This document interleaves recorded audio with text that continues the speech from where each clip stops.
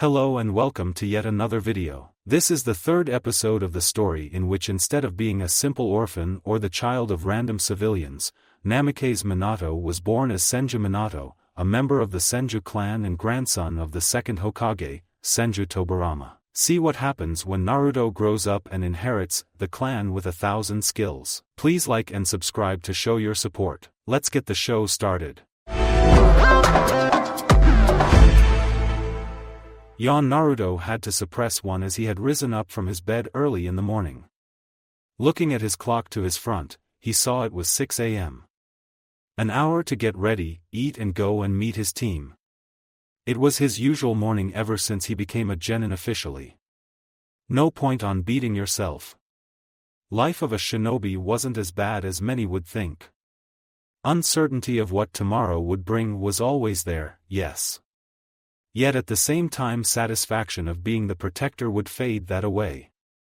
For as a shinobi of Konoha, he was the protector of his people, village and the entire country. After having breakfast and getting ready for his day, Naruto went to the outside.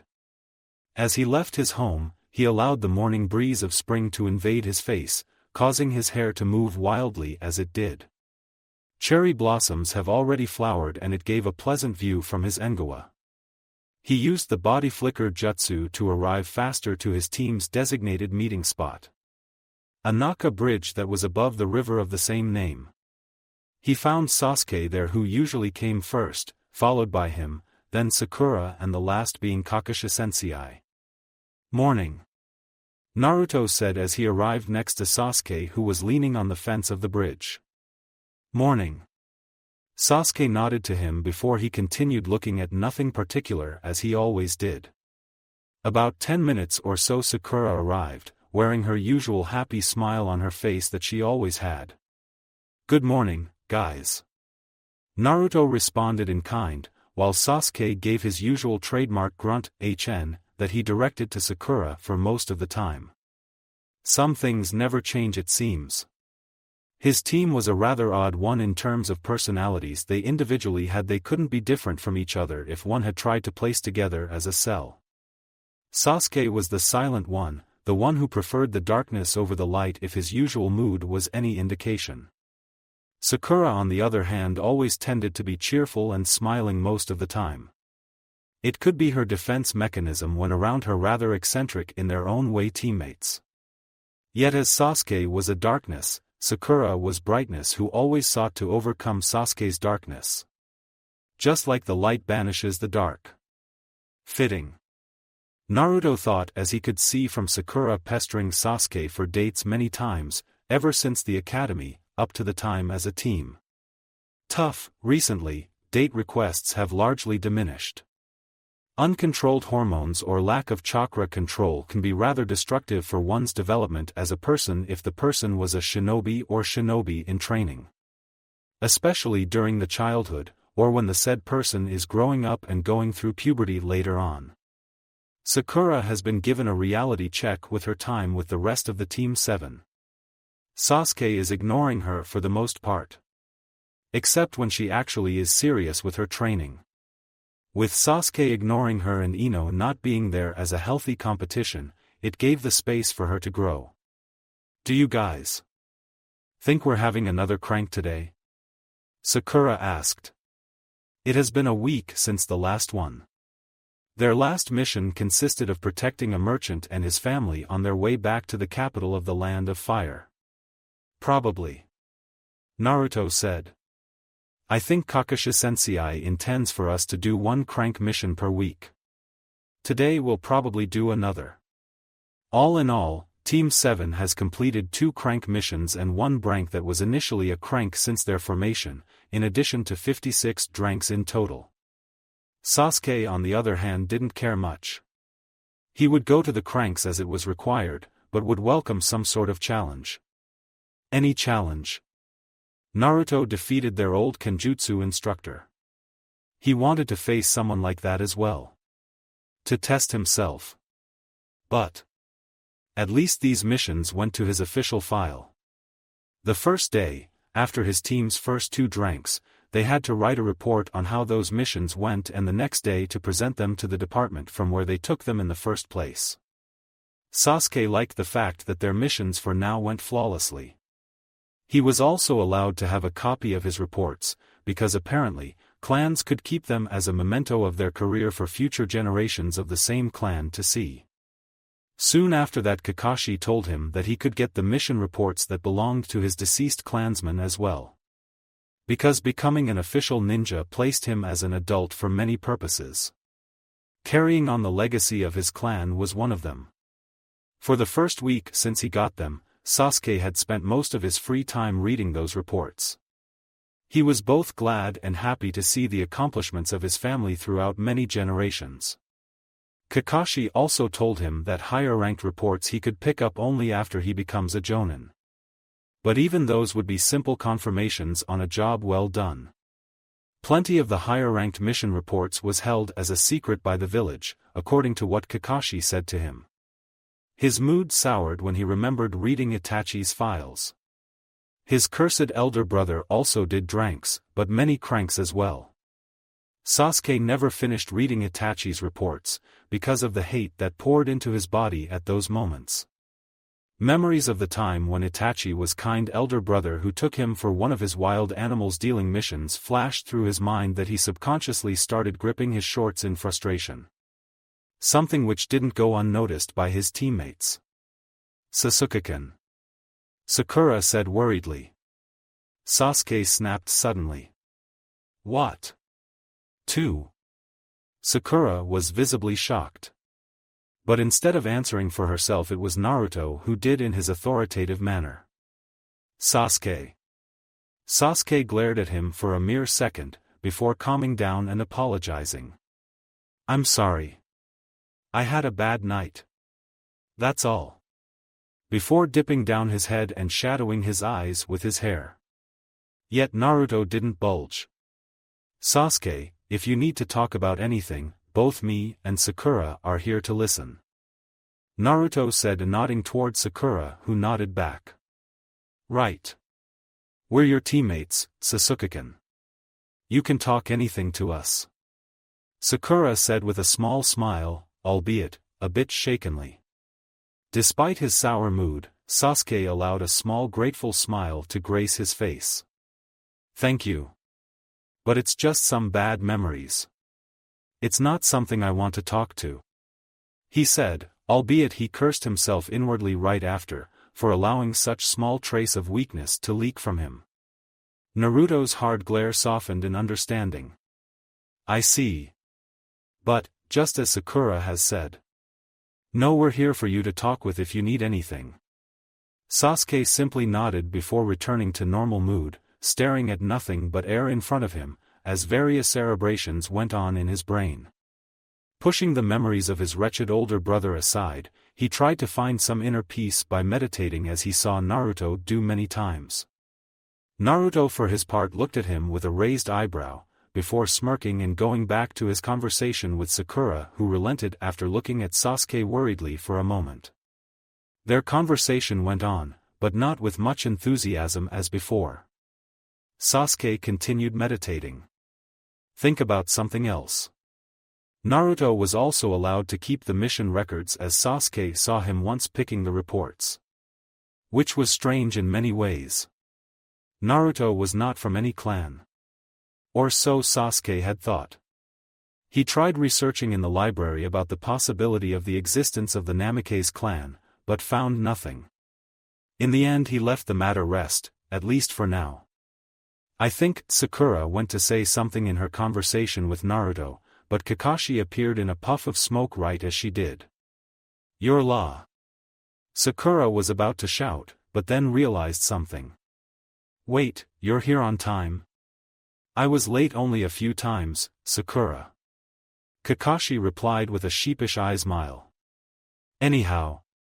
He began but then noticed a rather tense atmosphere around the bridge.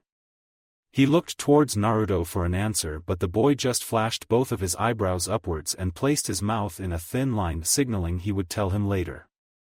Kakashi nodded. Right then. I wanted to tell you that we will take a new crank mission today. A week has passed since the last one and I think another one would be good for you. His students nodded. Let's go then. The land of sound, Orochimaru's hideout, Orochimarusama.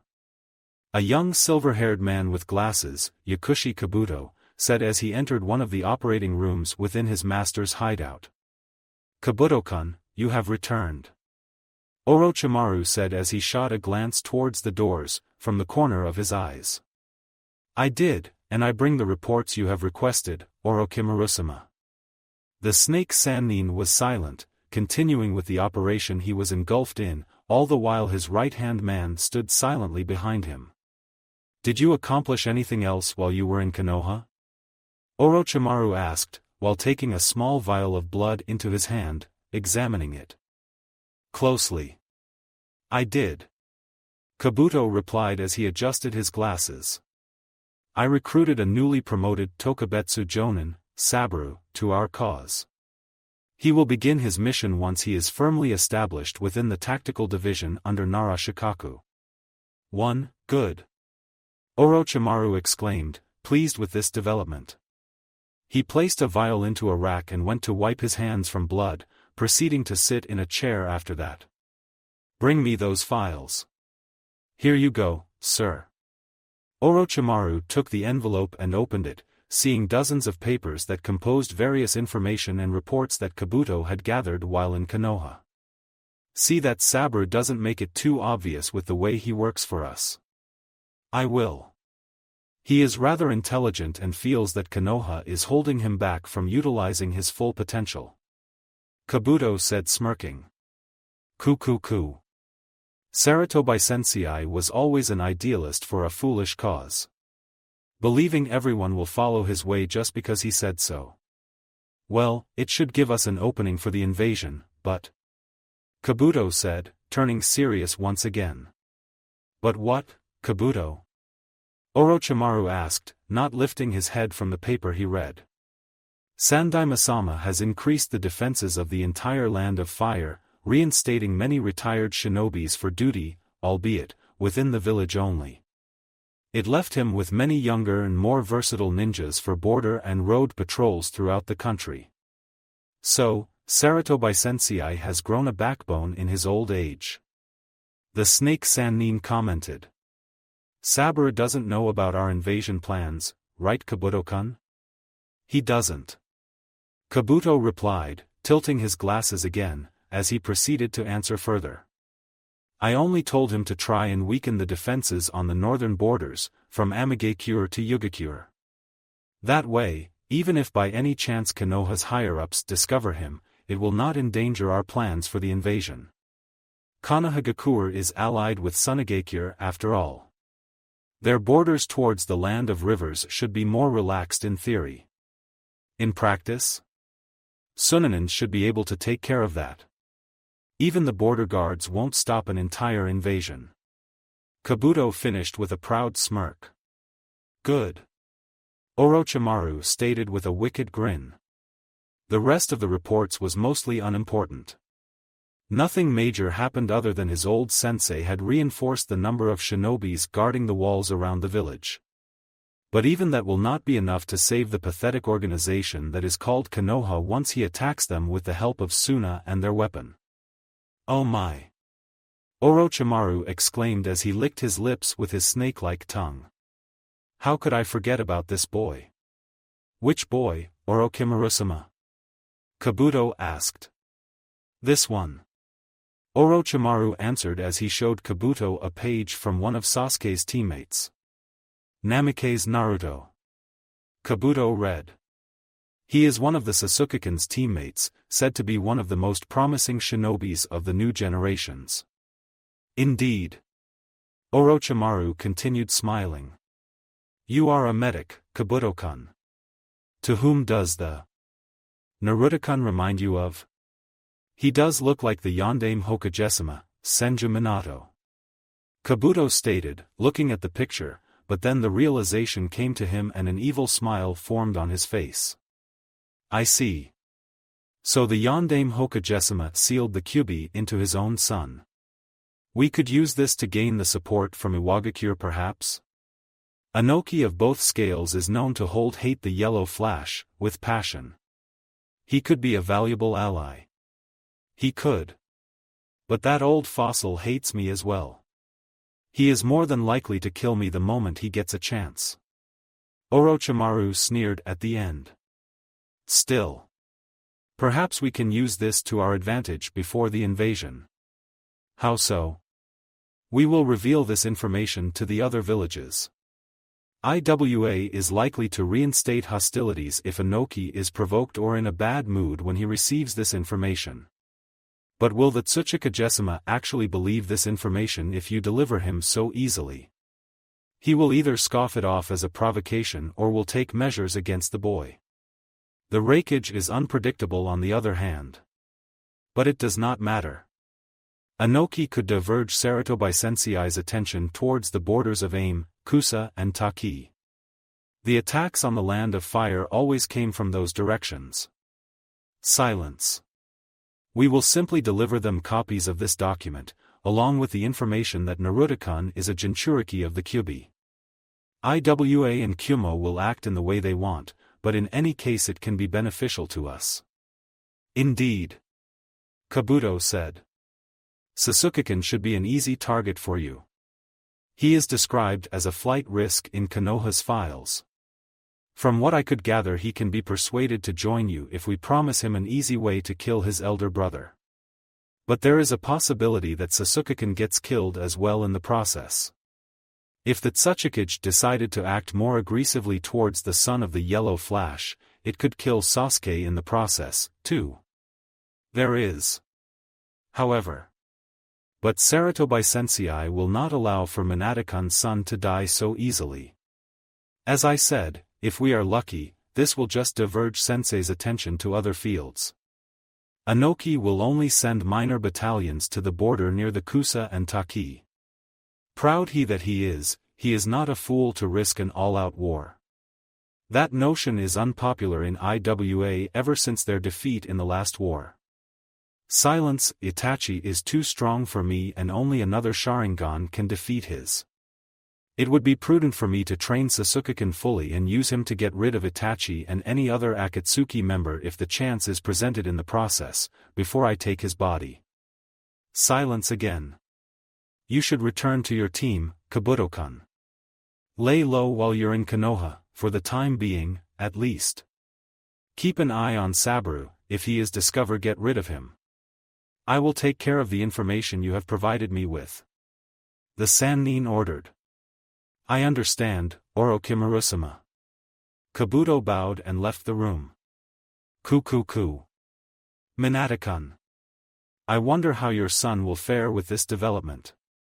Orochimaru chuckled as he considered his options and plans for the future.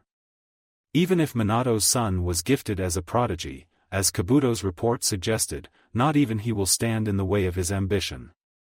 Yet at the same time, Orochimaru cursed his lack of luck regarding the last male Senju.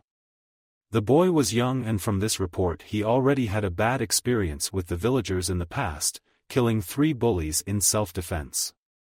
Orochimaru couldn't help but allow another wicked grin to show on his face. If only he wasn't a Jinchuriki, Orochimaru would try and woo him to his side as well. Last available Uchiha and the last available Senju. Possibilities would be endless. But as the luck wasn't on his side here, he would just have to be content with the Uchiha Sasuke. Ku. This will be interesting. Orochimaru said to himself as he continued reading the rest of the report. Konohagakure no Sato, Hokage's tower, bring Tazuna-san in. The Sandaime Hokage, Sarutobi Hiruzen ordered and one of his assistants went to the other room to call forth the client after explaining the team's 7 aspects of this mission and gaining a positive response from them. Usually this mission would be directed to the regular protection missions department, but as the client was a foreigner, Sarutobi had to be the one to give this mission to a particular team that he deemed worthy. The reputation of the village to the outside was important after all. And to his luck, the most promising genin team of this generation was available today. Hiruzen was happy with the way Kakashi handled his team. He gave him enough time to deal with his past, it was time to look for the future. Team 7, which stood calmly in front of him, certainly had a bright future in front of them. And Hiruzen didn't fight the smile that crept on his face as he did. "May we know what is so amusing, Hokage-sama?" Naruto asked, he himself smiling. He hadn't talked to the old man for 2 weeks. He would need to invite him for another hunting picnic, along with Kosuke and Jiraiya once he comes to the village again. "I'm just thinking about how well your team progresses and the bright future you have in front of you," Sarutobi said, which caused the rest of the team to smile as well from the Hokage's compliment. An elderly tall man, but in good shape, entered the room, with a bottle of wine in his hand. Obviously a bit drunk, if his following comment gave any evidence for such accusation. "I asked for a real ninja, Hokage-sama. You don't expect me to believe these brats are one, do you?" The old man commented. "I assure you, Tazuna-san, these are fully fledged shinobi of our village. If anything bad happens, and it won't, Hatake Kakashi here will take care of it. And he is one of the best shinobis we have." "I see," Tazuna muttered, a bit disgruntled and not being content with this arrangement. Naruto, Sasuke, Sakura. Go home and prepare the standard gear as well as the spare clothes. Food for the trip and the money to buy anything we need along the way. Kakashi said, and his genins nodded, going on their way to prepare. Tazuna-san, Kakashi said as he approached the old man after his students left. "How long do you think you will need to complete your bridge?" "I think it'll take 2 weeks at most, maybe 3. Tazuna answered. "It is to protect me from bandits and the like."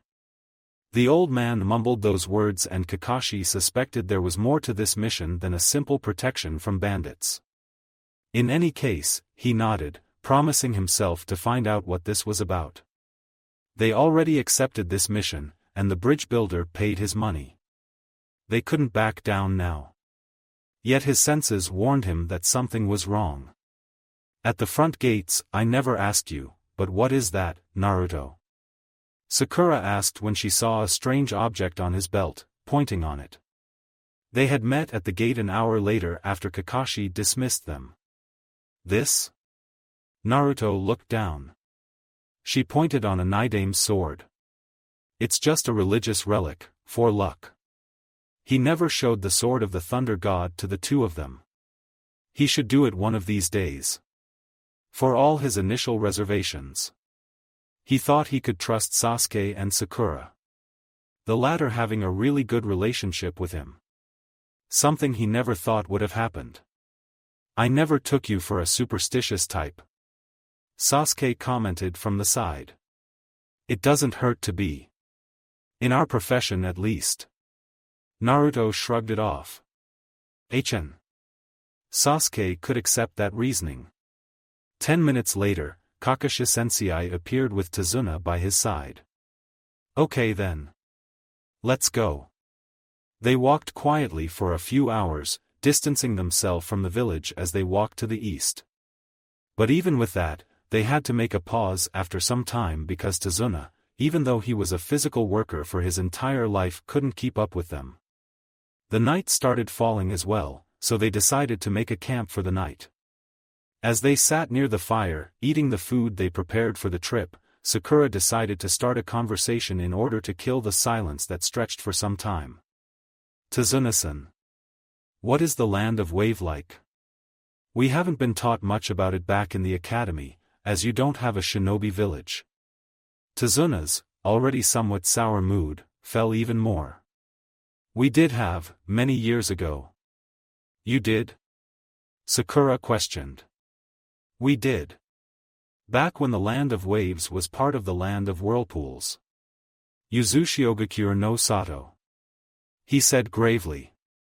"Oh!" Sakura exclaimed with a sad look. She of course knew about the homeland of the deceased Uzumaki clan. Just like everyone else did in Konoha.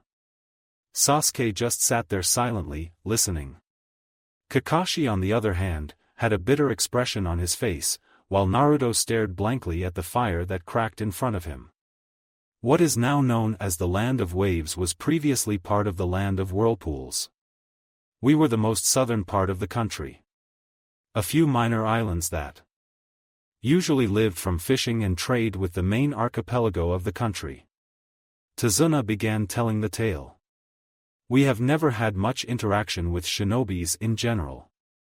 Most of the villages avoided us, for our rather worthless position. But we've had a village to rely on in times of need. Silence, except for the sounds of campfire. After the village was destroyed, during the last war, we've remained part of the Land of Whirlpools, but the sudden tsunami destroyed the capital of the country, killing the daimyo and destroying the central government, along with the remaining population of those islands. He said gravely. But why wasn't the capital destroyed at the same time as the village was? Sakura asked, curious. Kakashi answered her this time. The subject was part of the general international conduct of the hidden villages and their home countries. It is because there is an unwritten rule between the nations and villages, Sakura. We cannot stop the war itself, but we can prevent somehow for our capitals from getting damaged during our fights. Why is that? If some hidden village attacks the capital of another country, destroying it in the process, killing the daimyo, there is nothing that stops the hidden village of a country that lost its capital to attack the capital of the aggressor's country. Daimyos for that reason do not support the attacks on the other capitals and forbid their kages from sanctioning those operations. Because of that, the capitals are relatively safe from our wars. That didn't mean that feudal lords are safe from the assassination attempt, though. For that very reason they opted to have the shinobi bodyguards. Every Hokage has supplanted their daimyo with certain shinobis. We don't have our own daimyo. Our country mostly consists of fishermen and a few remaining minor lords from the previous government that survived, but their power is meaningless. As their wealth was lost in that tsunami. Tazuna said with a haunted look. Kakashi was about to ask Tazuna a question that bugged him ever since they got this mission, but Naruto's voice stopped him. Sensei. 2 identical chakra signatures are watching us at the moment. Naruto said lowly. Sasuke and Sakura stiffened for a second and Tazuna blanched. Direction and stats? Kakashi whispered as he sat next to Naruto around the campfire. As a team sensor, Naruto's ability was very valuable for this type of situation. A standard conduct on how to respond to these types of ambushes was necessary. 3 o'clock. I'd say they are chunins at best with their chakra levels. Very similar chakra, by the way. They are brothers most likely. Kakashi nodded. Formation C3. A formation that was used in surprise counterattack during the missions with protection detail, if there was an ambush prepared on an assigned team and the client. Sakura and Sasuke nodded, placing their hands onto their pouches for weapons, slowly. All the while Tazuna was quiet, but shaken in his seat. 2 enemy shinobi were far from them to hear everything. And judging by their lack of response or movements, they wouldn't be hard to defeat. Naruto and Kakashi disappeared suddenly from their seats near the fire. What? One of the shadowing ninjas exclaimed.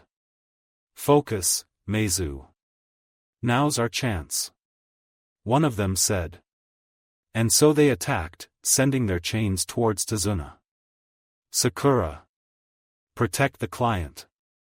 Sasuke shouted, proceeding to deflect the chains with his kunai as Sakura jumped towards Tazuna, pushing him out of the attack's reach. The chains were sent towards the nearby trees, as Sasuke in the meantime sent few shurikens, pinning the chains on the said tree, making them useless. Damn brat. One of the enemy ninjas said, as he took out his kunai and went to deal with Sasuke, while the other did the same, but turned towards the Tazuna and Sakura who was in front of him, with her own kunai in hand, defensive position, although a bit shaken. But before either of them could do anything, Naruto and Kakashi appeared behind them, with Naruto kicking Meizu to his back with a knee strike and Kakashi knocking Gozu out with a chop on the neck. Good work, Sasuke, Sakura. That was a good reaction to this type of situation. Well done. He complimented them both, who smiled at the praise. Kakashi turned to his last student, who just knocked Meizu out. Naruto. Make the 2 chakra-suppressing seals. I would like to question them first. Understood, sensei. Sasuke, Sakura, help me tie them up. As Naruto made 2 chakra-suppressing seals, Kakashi placed them on the necks of the 2 tied-up brothers. The next thing he did was placing his hand on one of their heads. The information gathering. 3. We need some explanations, Tazuna-san. Kakashi said, looking seriously at the bridge builder after 5 minutes of surfing through the demon brothers' memories. As Tazuna explained his reasoning for lying about the mission parameters, Kakashi couldn't help but feel sympathetic to the old man. The same thing was with his students. However, there are rules of general conduct for these situations. And that the mission should be aborted if the client lied about the dangers of the task, in order to save up his money. However, Tazuna did not do it for his personal or selfish reasons. Saving his country could hardly count as one. Still, Tazuna-san. This mission is out of the normal parameters designated for my team, which is consisted of the 3 genins, that I would need to look after as well, in addition to having to fight a dangerous missing nin. Kakashi said in the end. Those 2, he pointed towards the 2 unconscious shinobi, are working for Momochi Zabuza, the demon of the hidden mist, who has another minion, stronger than them under his command. I see. Tazuna said sadly, his voice wavering with emotions of an already broken man. He looked close to crying. I understand. You've done enough, even if I lied to you. Previously. Tazuna removed his glasses and wiped his teary-strained eyes. Kakashi turned to his students to see their reactions, and all 3 of them graced him with a look of understanding. But the most surprising thing that happened was the statement that came from Sasuke. We should continue. Kakashi had to blink with his only visible eye a few times. Naruto and Sakura were no less surprised. Sasuke was introverted as it could get. A notion that he wanted to help others in need was a welcomed guest in any case. Having his own clan butchered must have left a deeper scar on Sasuke's persona than everyone had thought. I agree with Sasuke, we should continue. Naruto agreed. Me too. People of Wave need our help. Sakura said. Kakashi looked at the 3 of them for an entire minute, and then he sighed before a small eye smile appeared on the revealed part of his face. Fine. It would be bad if I chickened out now, wouldn't it? His student smiled in return, while Tazuna allowed his tears to fall freely, uttering continuous, thank you, to the Team 7. We'll need to call for backup from Konoha and check if the Hokage will sanction this, first. We might not be able to deal with Zabuza and his aide by ourselves, if the worst comes to the worst. From now on, this is an A-rank mission. The 3 genins nodded. Thank you so much. You have no idea how much this means to my people. Tazuna said gratefully. After which he went into the forest to relieve himself. I need a private moment. If you'll excuse me. He finished with an easy chuckle. How will we contact the village, sensei? Sakura asked. With one of my summons. Kakashi replied. Although it will take him some time to go there and for a team to be sent to us. Sensei, my summons can get there faster. Naruto suggested, getting puzzled looks from his teammates, prompting him to elaborate further. Toads have direct access to Konoha compared to the other summons from what I know. We'll finish this faster. Very well, Naruto. You'll do that. I just need to write a message to the Hokage. In the meantime, seal those 2 so we could send them as well. Kakashi said, pointing to the demon brothers once again. We can negotiate their bounty with Kirigakure after the mission. HMPF. Naruto grunted, proceeding to finish his task. Sealing living bodies into a scroll could be dangerous, and the maximum time of which they could be held in one was 3 hours at most. After which they would need to be unsealed and sealed again in a new, unused scroll. Not to mention that they needed to be knocked out for it to work, and that they would need to have a constant and even chakra input that they would gain from the chakra that was stored in a scroll. Both to survive and to remain in the scroll itself. Otherwise, they could easily escape it after 3 hours. About 5 minutes later Kakashi finished writing his letter and called forth Naruto again. "Okay, it's finished. I wrote to the Hokage-sama about this issue. Let's just hope he doesn't cancel it and recall us back. Naruto." He gave the scroll to Naruto to do his part. Summoning Jutsu, Gamakichi. Naruto exclaimed as he slammed his palm onto the ground after doing the necessary hand seals and chakra molding. "Yo!" Gamakichi waved his small hand. "It has been some time, Naruto." "It has. Here's your candy for not calling you more often." Naruto replied as he took a small sweet from his pouch and threw it to his personal summon. "Thanks bro. So what you need?" The toad asked as he swallowed the small candy. "I need you to deliver these scrolls to the Sandaime Hokage and to return to me with his reply." "You got it bro." Gamakichi said, taking both of the scrolls with his tongue, disappearing in a puff of some right after. "How do you have Toad's summoning contract, Naruto?" Sakura peeked from the side. Sasuke was also curious, but he didn't voice it. Naruto glanced at them from the side, deciding that he should tell them the truth, partly at least. "Jiraiya of the Sannin is my godfather. He allowed me to sign the contract and be the next Toad summoner after him. After the Yondaime, too. Went unsaid." "Jiraiya of the Sannin is your godfather?" Sakura asked, shocked at hearing this. "Why didn't you tell anyone? I never knew this." "Kakashi-sensei?" She asked one thing after another. Kakashi went to say something, but Naruto responded first. "Yes, he is. I would appreciate it if this information is to remain a secret, at least for now. Do you understand that, Sakura?" Sakura was still in the state of shock, but nodded in any case. Still, her mind processed this news. She knew that for some reason many adults disliked Naruto and that he had to kill 3 older bullies in self-defense when he was younger, but he never said anything more about that incident. A notion that one of Konoha's greatest shinobi is actually Naruto's godfather revamped her previous view of her blonde teammate.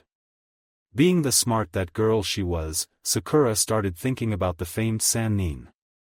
Aside from being a strong shinobi in his own right, Jiraiya also taught the Yondaime Hokage, Senju Minato, who looked awfully much like her teammate. Sakura blinked, trying to make sure her mind was not playing with her. Her inner persona was more vocal and had woken her up. Holy fuck. Naruto is the Yondaime-sama's son. Cha. Luckily, her outer persona was more composed, but still exclaimed her shocking discovery. Or at least she tried.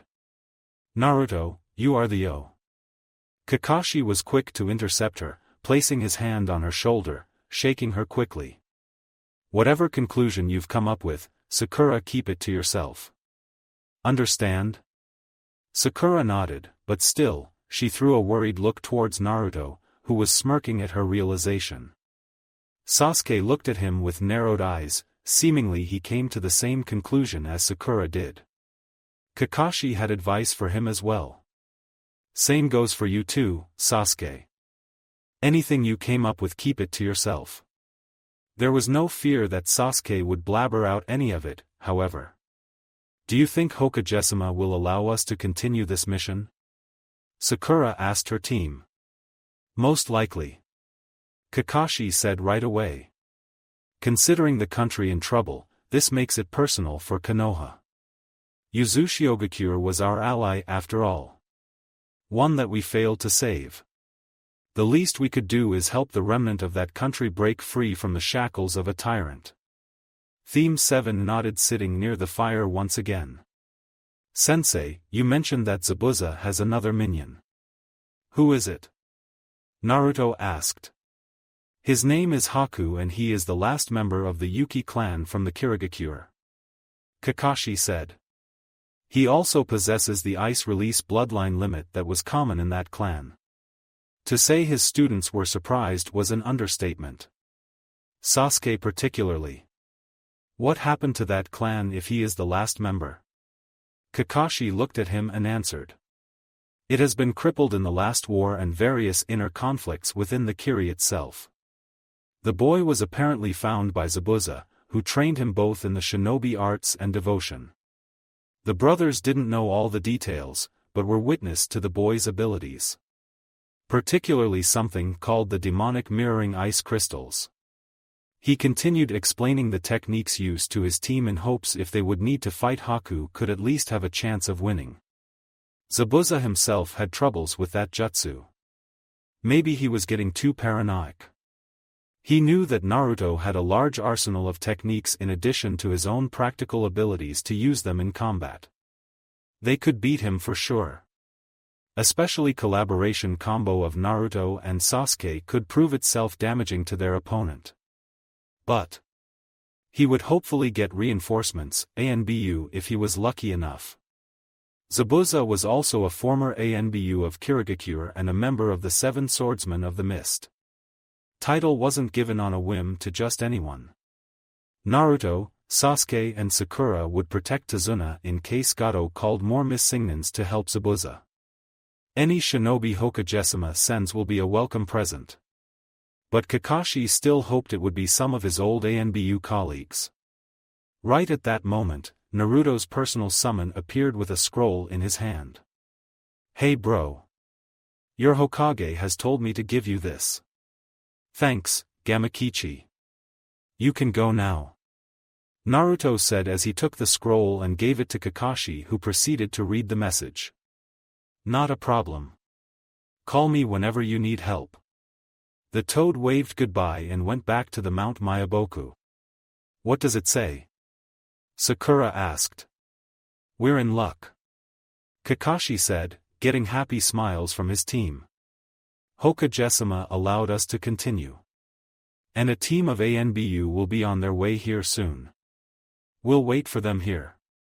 It will be good to see Tenzo and my team again. Kakashi thought as the Hokage-sama informed him that Team Ro will be the backup for this mission. Better safe than sorry. Zabuza was infamous, even in Konoha, for killing his old classmate Torichi Kumaide, a few years back. Kenjutsu was his strong side, as well as his combination of Kirigakure jutsu and silent killing. When the ANBU team arrives, they would need to form a strategy. Just then Tazuna emerged from the bushes. Oh man, I really needed to relieve myself. There's a stream back there, he pointed behind his back to the forest. And there's no better feeling than to shoot some rain under the moon, I'll tell you that. The old man laughed at his own comment, proceeding to sit near the fire with Team 7, placing his manhood with his hand into the right position as he did. Something which made Sakura give him a disgusted look, which he apparently didn't notice. Oh man, I must admit, watching the shinobi battle in front of you is something else. Gets you really excited. Was the next comment from the laughing Tazuna. Excited? Sakura raised her eyebrow, before another realization for that evening hit her. Who the hell gets excited watching people nearly get killed? Cha. Sakura continued making faces of disgust, ignoring the look of bewilderment from the rest of the group. That is, until Kakashi coughed twice, getting her attention once more. However, he turned to Tazuna, addressing the bridge builder. Tazuna-san, Hokage-sama has given his permission to continue this mission. A team of the ANBU will join us in a few hours and tomorrow we will continue with our travel. Oh, that's great! The old man exclaimed. Thank you so much. We do, however, expect from your country to pay the rest of the money for this mission, once you get the necessary income for it, that is. Are we clear? Yes, yes. Of course. Tazuna was still smiling. Well, Kakashi said as he stood up, stretching his muscles a bit. As we'll make a camp here, we should place some alarm seals around us. Naruto? Here you go, sensei. Naruto said, handing few papers to Kakashi. I learned how to make them recently. It should help us more in the future. Thank you, Naruto. Kakashi said. Sasuke, Sakura. Take some of them and place them there and there. He pointed to the two directions, while he went to another side of the clearing and Naruto to the last one. Okay. All in place? His genins nodded. Turn them on, Naruto. And he did. An invisible barrier appeared for a moment, before becoming invincible again. The alarm seals were useful in the enemy territory as no one but the user could sense them, contrary to the barrier ninjutsu and barrier-based seals that were visible and could be broken with enough power. If any significant chakra signature passes through them, it will alarm and wake me up right away. But we should still have someone awake to watch over, just in case. Naruto said. I'll take the first watch. The team sent here should arrive in about 2 hours at most. We've been traveling for 8 hours, so they'll catch up to us in time. The group went to set up their beds and go to sleep. Kakashi remained the only one awake, but was soon joined by Naruto, in about 30 minutes to his watch. Can't sleep? I guess there's no point. I'll be awoken soon, anyway. I should have brought my own alarm seals for this mission, sorry about that. Naruto waved it away. Doesn't matter, sensei. This should be good practice for my advancement in Fuinjutsu. You have a point there. Comfortable silence stretched for a minute or so. Are you okay with revealing Gamakichi to Sasuke and Sakura? Kakashi asked. The two of them figured it out right away. I don't mind. Naruto replied. Neither of them will say anything. And it is better this way. If you already told them about the consequences of it's revealed when the time is not right. Hokage-sama was always on the lookout that someone could figure it out and send the information to the other villages. Or even that the Orochimaru could use it to his advantage somehow. Naruto slowly nodded and looked towards the rest of the group. Sasuke and Sakura were sleeping peacefully, while Tazuna was already snoring. Guess the knowledge will protect him till the end with more support, really upped his spirit, don't you think? Naruto commented. It really did. By the way, said Kakashi. Mind telling me, what was with the tense atmosphere when I got to the bridge today? I don't know either, sensei. Naruto confessed. I think Sasuke really needs someone to talk to more often. I think you could help him the most, sensei. Kakashi sighed. I guess I will need to. He refused any counseling after the massacre. He is more open now, so it will be easier for me. They're here. Naruto went to say something, but the alarm seals told him a group of 5 shinobi passed the barrier. You have a good student out there, Kakashi-senpai. A woman with a purple hair and cat mask commented as she and the other 4 ANBUs joined them near the fire. Ko codename Fox the captain. Tenzo codename Tiger, the second in command. Yugao codename Cat. Daisuke codename Boar. Amachi codename Eagle. Good student is the result of a good sensei, wouldn't you agree? Kakashi said with his eyes smile. You're not slacking off with their training? The tiger said. Is there a reason I should? We are having bets between ourselves on when the first complaint about your tardiness will reach the Hokage-sama. I'm honestly hurt that my old team has so little faith in me. The fox-masked ANBU, Ko, snorted at that.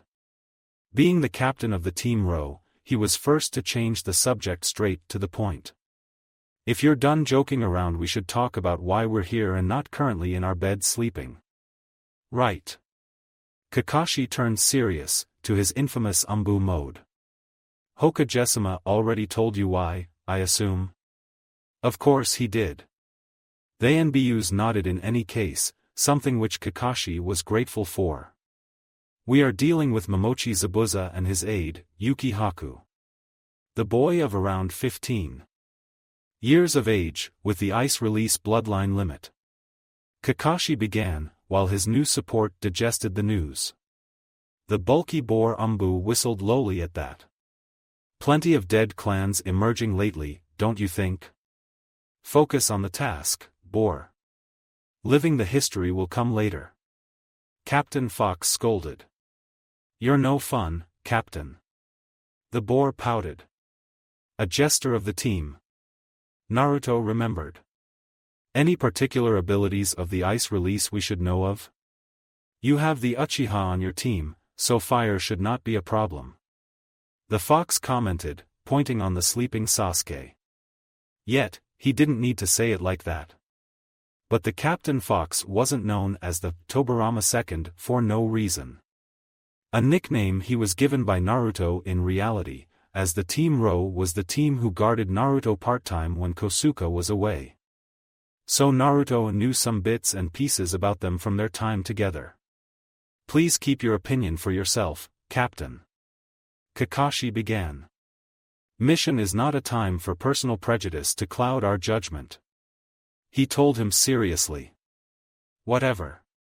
Fox crossed his arms and kept silent for the next 5 minutes as Kakashi explained some elements of the demonic mirroring ice crystals that he gathered from the memories of the demon brothers. I'd say the speed and reaction are the elements we need the most.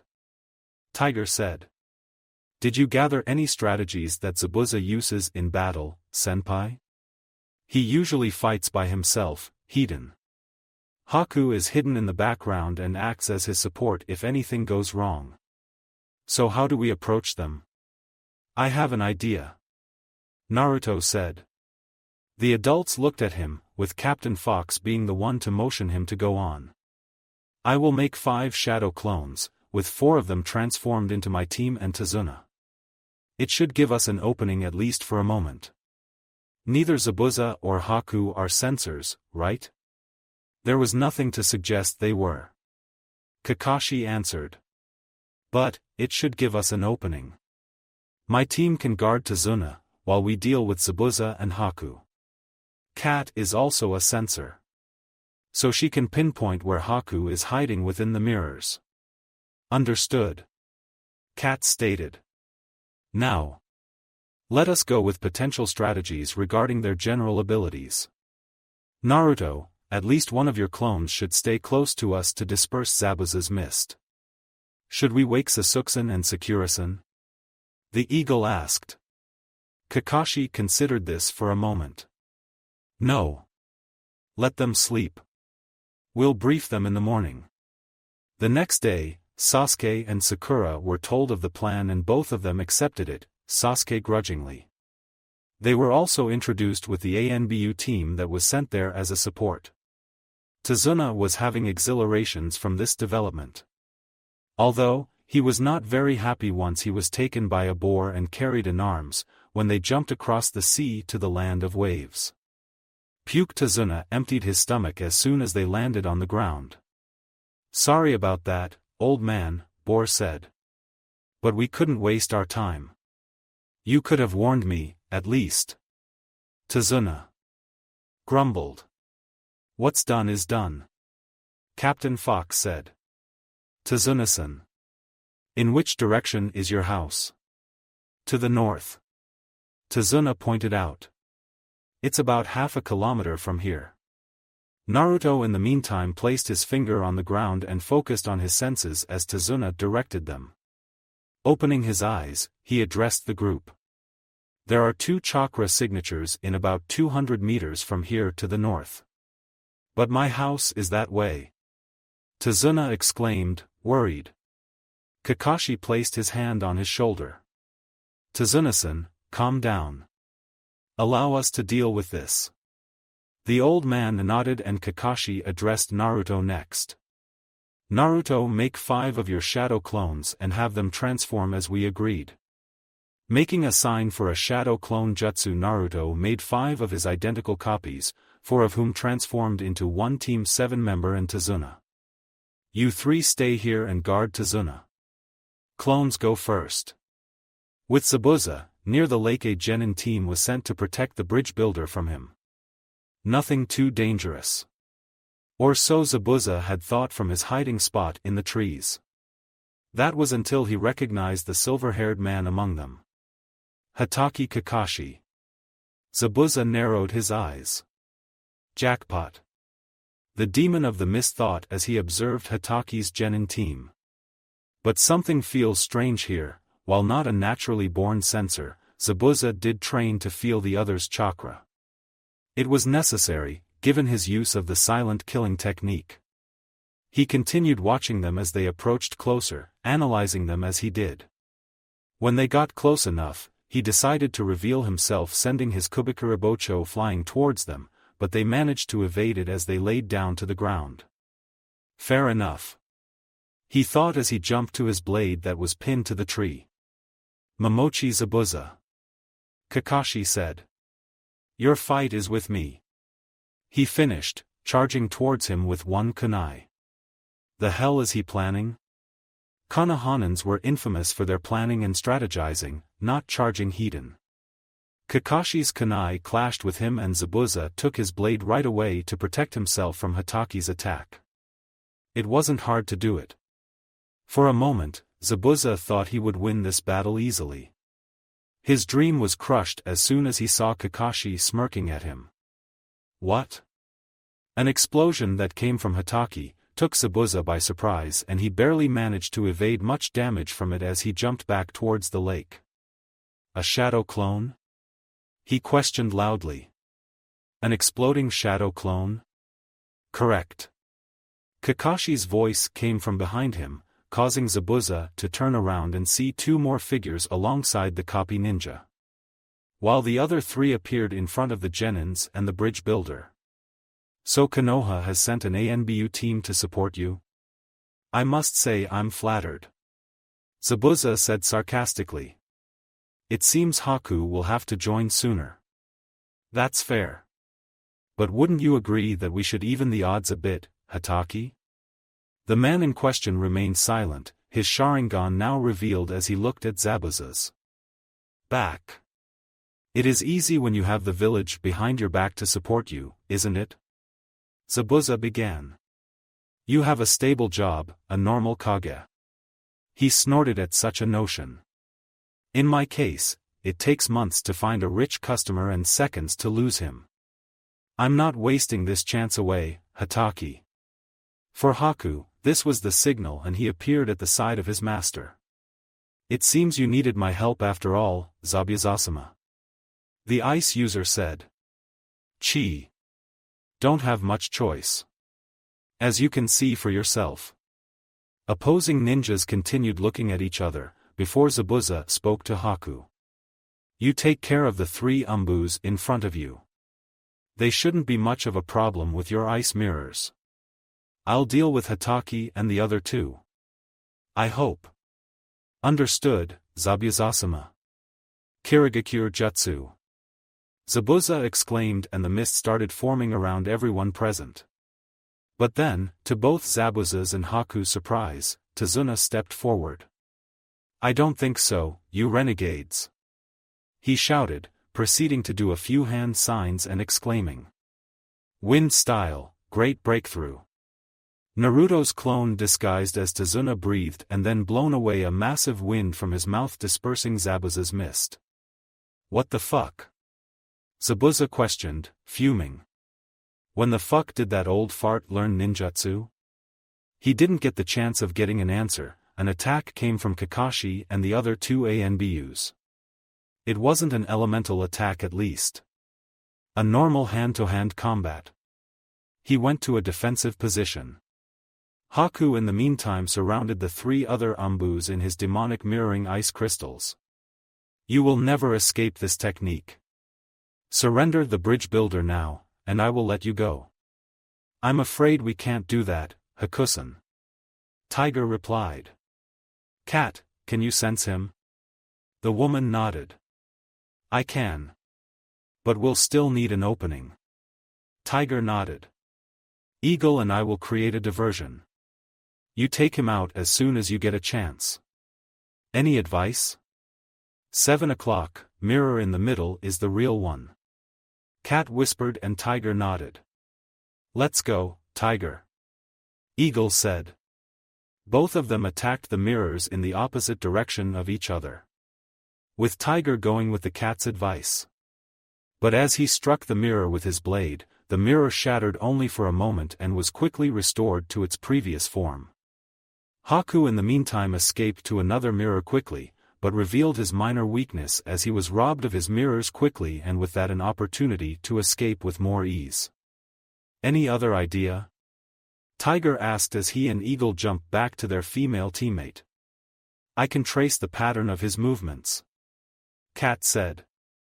Tiger and Eagle listened to her closely. Attack his mirrors once again. He moves directly to the mirror right in front of his own where he previously was. Only when he is cornered he moves to the one from the side of his current mirror. So you can attack him directly once he is out of his mirror? But only when he is cornered, he needs to move to the mirrors that are either left or right to his side, not directly in front of him. Right. Yulji, wait, he's preparing for an attack. 1,000 flying water needles of death. Haku whispered as the large amount of needles flew towards the Konohanans from all sides. I'll take care of it, Tiger quickly said. Wood style, wood locking wall. A wooden dome appeared around the three umbus, protecting them from the needle attack Haku had sent towards them. Once you release the dome, attack right away. Don't waste any moment. Tiger released his jutsu and went for an attack, just like the eagle did, in their respective directions. As Haku continued moving from the mirror to mirror, occasionally throwing some senbons in hope of defeating his opponent, Cat saw her chance and went for an attack with her sword. But before she could land a hit on the Yuki boy once again, a wooden pillar appeared around her, but this time there was a large cleaver pinning through the wood to her right side, just inches away from her neck. That was close, Cat thought as the sweat dripped down her forehead, under the mask. I nearly died. With Zabuza and the other group at the same time, Zabuza was not enjoying this development. First, he didn't expect Konoha to send an ANBU team to protect one bridge builder in addition to Hatake Kakashi, another former Black Ops member. He managed to evade most of their attacks. All three of them could use the water element, but so could he. Yet, he was cornered no matter what. Damn you! Zabuza grumbled as he was sent flying back by the bulky ANBU. He landed on the water near the coast. Behind him were the Haku's mirrors. If Haku dealt with the other three ANBUs quickly, this could already be over. However, Zabuza could see that Haku was struggling with his opponents. As he shot another glance towards his companion, Zabuza saw that he would not be able to avoid the sword attack by that purple-haired woman. Quickly gathering his strength, he threw his Kubikurabocho to the direction where the ANBU woman would be in that precise moment. Zabuza cursed his bad luck, as a wooden wall appeared and stopped his massive cleaver from killing that ANBU woman. But at least his weapon was secured. Wood style? He questioned, surprised. Another Senju lives? He did not have the time to think about it, as two ANBUs flanked him from both sides, tying him up with their chains. That's adorable. He smirked beneath his mask, while he replaced himself with a water clone that was nearby, just the moment before Hatake could slice his throat with his kunai. Now all he had to do was to take Haku with him and flee. There was no one better than him in that regard. Fleeing from Yagura in the first place gave him enough experience with that for the rest of his life. In Haku's mirrors, wood style, wood locking wall. Tiger exclaimed as he saw an attack being directed towards his teammate. He managed to save Yugao in time as his wood protected her. She quickly composed herself and appeared next to him as Eagle joined in as well, followed by Kakashi, Fox, and Boar. Zabuza grabbed Haku at the same time with his sword. Forgive me, Zabuza-sama. I was careless. Haku apologized. TCH, doesn't matter. I wouldn't win anyway. We'll fall back. For now. His word was final. He may have lost the battle, but not the war. Zabuza and Haku disappeared in a body flicker right away. Can you sense them? Kakashi quickly asked Yugao. I can, but they're moving too fast for us to reach them. We could chase them, but it's a matter of time before they escape the reach of my sensory abilities. Kakashi continued looking at the place from where Zabuza and Haku disappeared.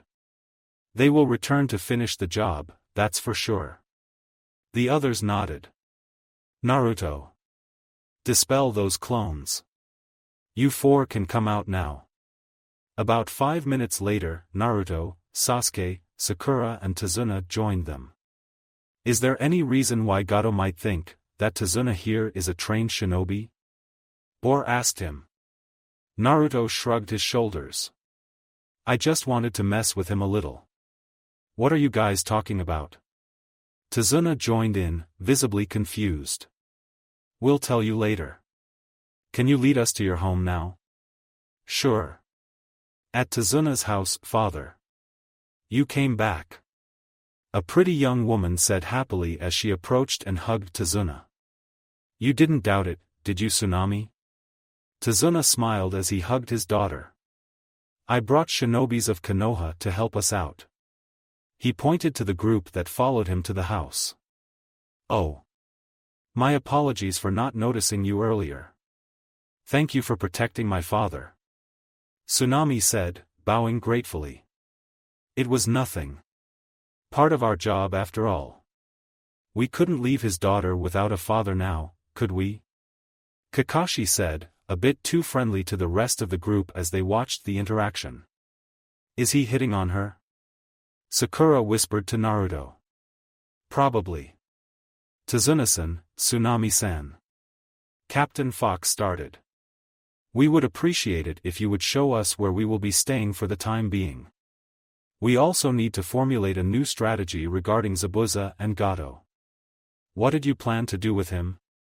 Tazuna asked as he led them to the living room. Hokage-sama gave as an optional mission, that is if we get a chance to eliminate the man.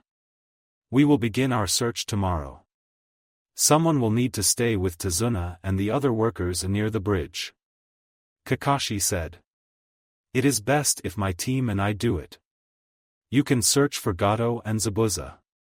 If you find them, just send someone for me and I'll come to help. This isn't one of your slacking off moments, senpai? Yugao asked. Nope. Kakashi said, smiling.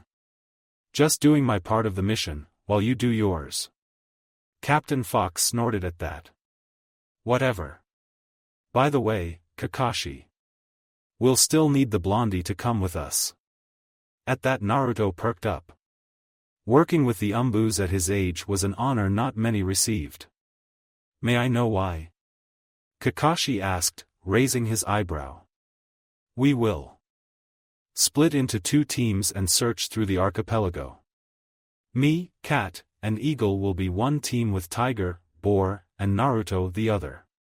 Both Cat and him are sensors, so it will alarm either of us if Zabuza is somewhere nearby. Inari, where have you been all this time?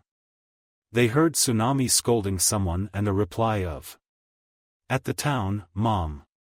They turned around towards the door of the living room and saw a little boy with a hat walking towards Tazuna, giving him a welcoming hug, in a detached tone. Welcome home, Grandpa. It's sure good to be back.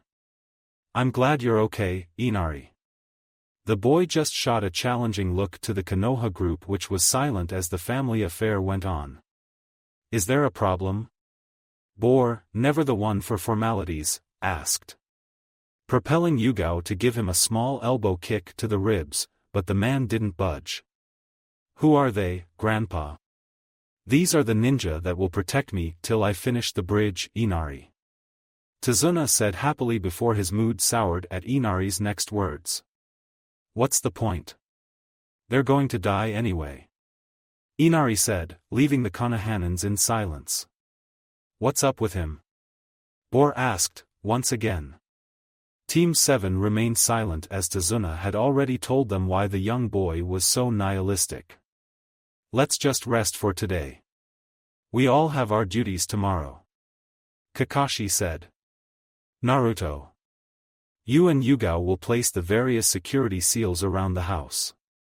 Just to be sure that either Zabuza or Gato do not meddle while the rest of us are out. Understood, Sensei/Senpai.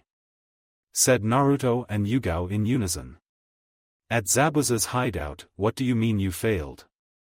Gato shouted at Zabuza, who sat on the couch in front of him, angry that his investment was wasted like this. I asked you to get rid of that old fart. How hard could it get? He asked him, before looking around, seeing only Haku, who stood beside Zabuza. And where are those other two idiots of yours? So-called demon brothers. The bridge builder managed to get help from Konoha. They had sent him reinforcements in addition to Hatake Kakashi. Zabuza said, thinking back about the skirmish near the lake. As much as he hated to admit, he couldn't beat them, even with Haku. Gozu and Meizu are probably dead as well. TCH. I knew you shinobis are nothing but talk. You pride yourself in your prowess, yet you ran with tail between your legs. Gato complained. Zabuza growled and released a bit of his chakra in order to scare the businessman, who whimpered, along with his two bodyguards. Yet, as much as he hated him, Zabuza also needed him if he ever wanted to overthrow Yagura. This midget has the money necessary for another revolution. Successful revolution this time. Maybe he could kill him and take the money, leaving Hatake to finish his mission and to never see him again. But the feeling of humiliation overwhelmed him and his blood cried for vengeance. Even if he did kill Gato here, knowledge that he ran from few Konohanans will be another blight to his reputation, that was already on the bottom line, ever since he fled Kirigakure. No. He will finish this, one way or another. I have a proposition for you. He told Gato. What? I have a half of mind to cancel our deal. Maybe someone else is more credible. Like this Akatsuki organization. The greedy midget taunted him. Suit yourself. But tell me this, how will you hire them if you're dead? Fire me and they will come for you right after. He couldn't help but allow a wicked grin to appear on his face, under his bandages as he saw Gato shaking. Even a Hatake's genin could kill this bastard, but a bit of lying was never an unwelcome approach for him. So what should I do then? He shouted. They'll kill me. And all my hard work will be for nothing. Tell me. What should I do? He asked him frantically, and Zabuza couldn't help but laugh outright. Oh. Now you're willing to listen? I think that will require at least half of the money to be deposited in advance. Just to be. Fine, Gato muttered, glaring at Zabuza. But you're staying with me, until this mess is over. Sure. Zabuza agreed cheerfully, before turning back to his demon persona. Now will you listen to my plan, or will you continue to bitch around? Of course not. Gato shook his head in negative, in fear. You were saying? With Naruto and his group, no traces of Zabuza or Haku on this island. Naruto said. They had just finished searching the last island they were supposed to scout. He couldn't just disappear like that, could he? Tiger asked. And we haven't found anything about Gato either. Did he leave this country already? Bor joined in. He doesn't sound like someone who would flee just like that. Although we must not dismiss such a possibility. Tiger said. Where should we go next? We have already scouted our sectors. Bor said. Maybe we can find more information in the local town. Naruto suggested. Fine, but the two of us will remain in shadows. Tiger said after a while. Sure. Naruto replied, but then he recalled something about the tiger that he never asked. Tiger-san. Yes, Naruto-san. What is your relation to me? He decided to ask bluntly, making both tiger and boar tense for a mere moment. I wasn't entirely sure before. Back in Konoha, whenever I used my sensory abilities, would sense the chakra very similar to my own. And it came from you. Boar looked towards his teammate, deciding to stay silent for this conversation. Naruto-san, I'm not allowed to disclose any informations regarding that. If you want to learn more, you will have to speak with the Hokage-sama directly. But I'm in no way a member of your clan. Origins of my wood style are, rather unorthodox, to say the least. I see. He was disgruntled for a moment, before pushing the thought out of his head. Let's go and check the town. When they arrived on the outskirts, they met the other team, apparently waiting for them. So you three had the same idea as we did. Captain Fox stated. I guess you found nothing in your sectors? We didn't.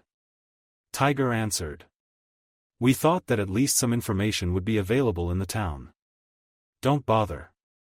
Fox said. We already gathered everything we could. That caught Naruto, Tiger, and Boar by surprise. And what did you find? Naruto asked. Gato has nulled his contract with Zabuza and has fled back to his homeland in the land of hot water. As of now, he is out of our reach. We could chase after him, right? He can always come back here once we leave and restart his criminal activities. He could, Fox confirmed. But we can't even be sure if he has gone to that country. It will be like goose chase at best. Naruto frowned, but Captain Fox had more to say. Look, kid. I know you want the best thing for this country. We all do. The rest of them nodded. But there are certain rules all must follow, and that is, a shinobi must always put the mission first. You do understand that? I do. And he did. Naruto wanted to pride himself in the shinobi knowledge he possessed. But he didn't want for a remnant of his mother's homeland to suffer, again. Tazuna-san has told us last night in detail about his plans regarding the bridge.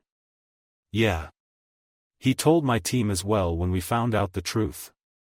But I'm not sure this country will be safe after we leave. There is nothing that can stop Gato from taking over with no ninjas around. Tazuna believes that the bridge will not only raise the spirit of the people and faith in a better future, but also a willingness to resist any future oppression. And you believe that? Granted, that is one possibility, but if Gato hired Zabuza the first time, there was nothing stopping him from hiring shinobis again. But the Captain Fox didn't budge. We don't know when Gato might strike again. If we had found him here, he would be eliminated on spot. However, now we must think outside of the box. As the Hokage-sama gave us an optional task of eliminating him, all we can do for now is wait. I understand. Conceded Naruto. He knew that what the ANBU captain said was true. The current priority is to defend Tazuna as he is constructing his bridge. If it makes it any easier. Fox trailed off. I can speak with the Hokage-sama and ask him to allow you to come with us to hunt him down. Really? The opportunity of doing missions with Umbus at his age was rarely, if never given to anyone. Naruto knew of only a few Umbus at his age. Itachi Uchiha being one of them. Something which other members of Team Ro decided to point out. Naruto is a Senju, not an Uchiha. He already passed a psychological test in my book. Fox said, stubbornly. You are having a vendetta against a dead clan, Captain. Kat said, trying to play the rationality card. Enough about that. He ordered, and Naruto wondered if he was missing something deeper here. Grudges could be held by the two families, but he didn't want enmity Captain Fox, held against them. He knew that the Uchihas weren't that liked by the shinobi population, who considered their abilities as cheating. Naruto himself didn't have a very positive opinion of them. One of them nearly ruined his childhood, even more, his son is a member of the organization that would basically leave him dead, if they caught him.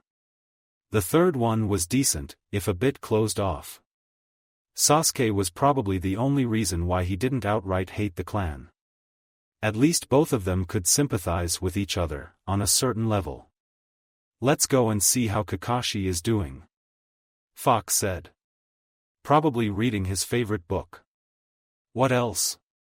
At the bridge construction site, guarding a bunch of construction workers and watching them do their job is not the way Sasuke had imagined saving a country would go by. When he suggested that they continue the mission, despite getting upgraded to a higher rank, he never would have guessed it would go like this. Boring. Try meditating, Kakashi said, not lifting his head from his book.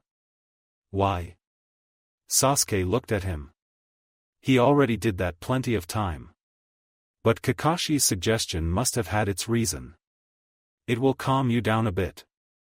I know this isn't how you imagine the mission would go, but, not everything is hack and slash, Sasuke.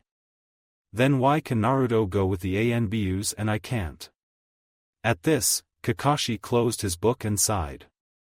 Why are the Uchihas so complicated? He thought.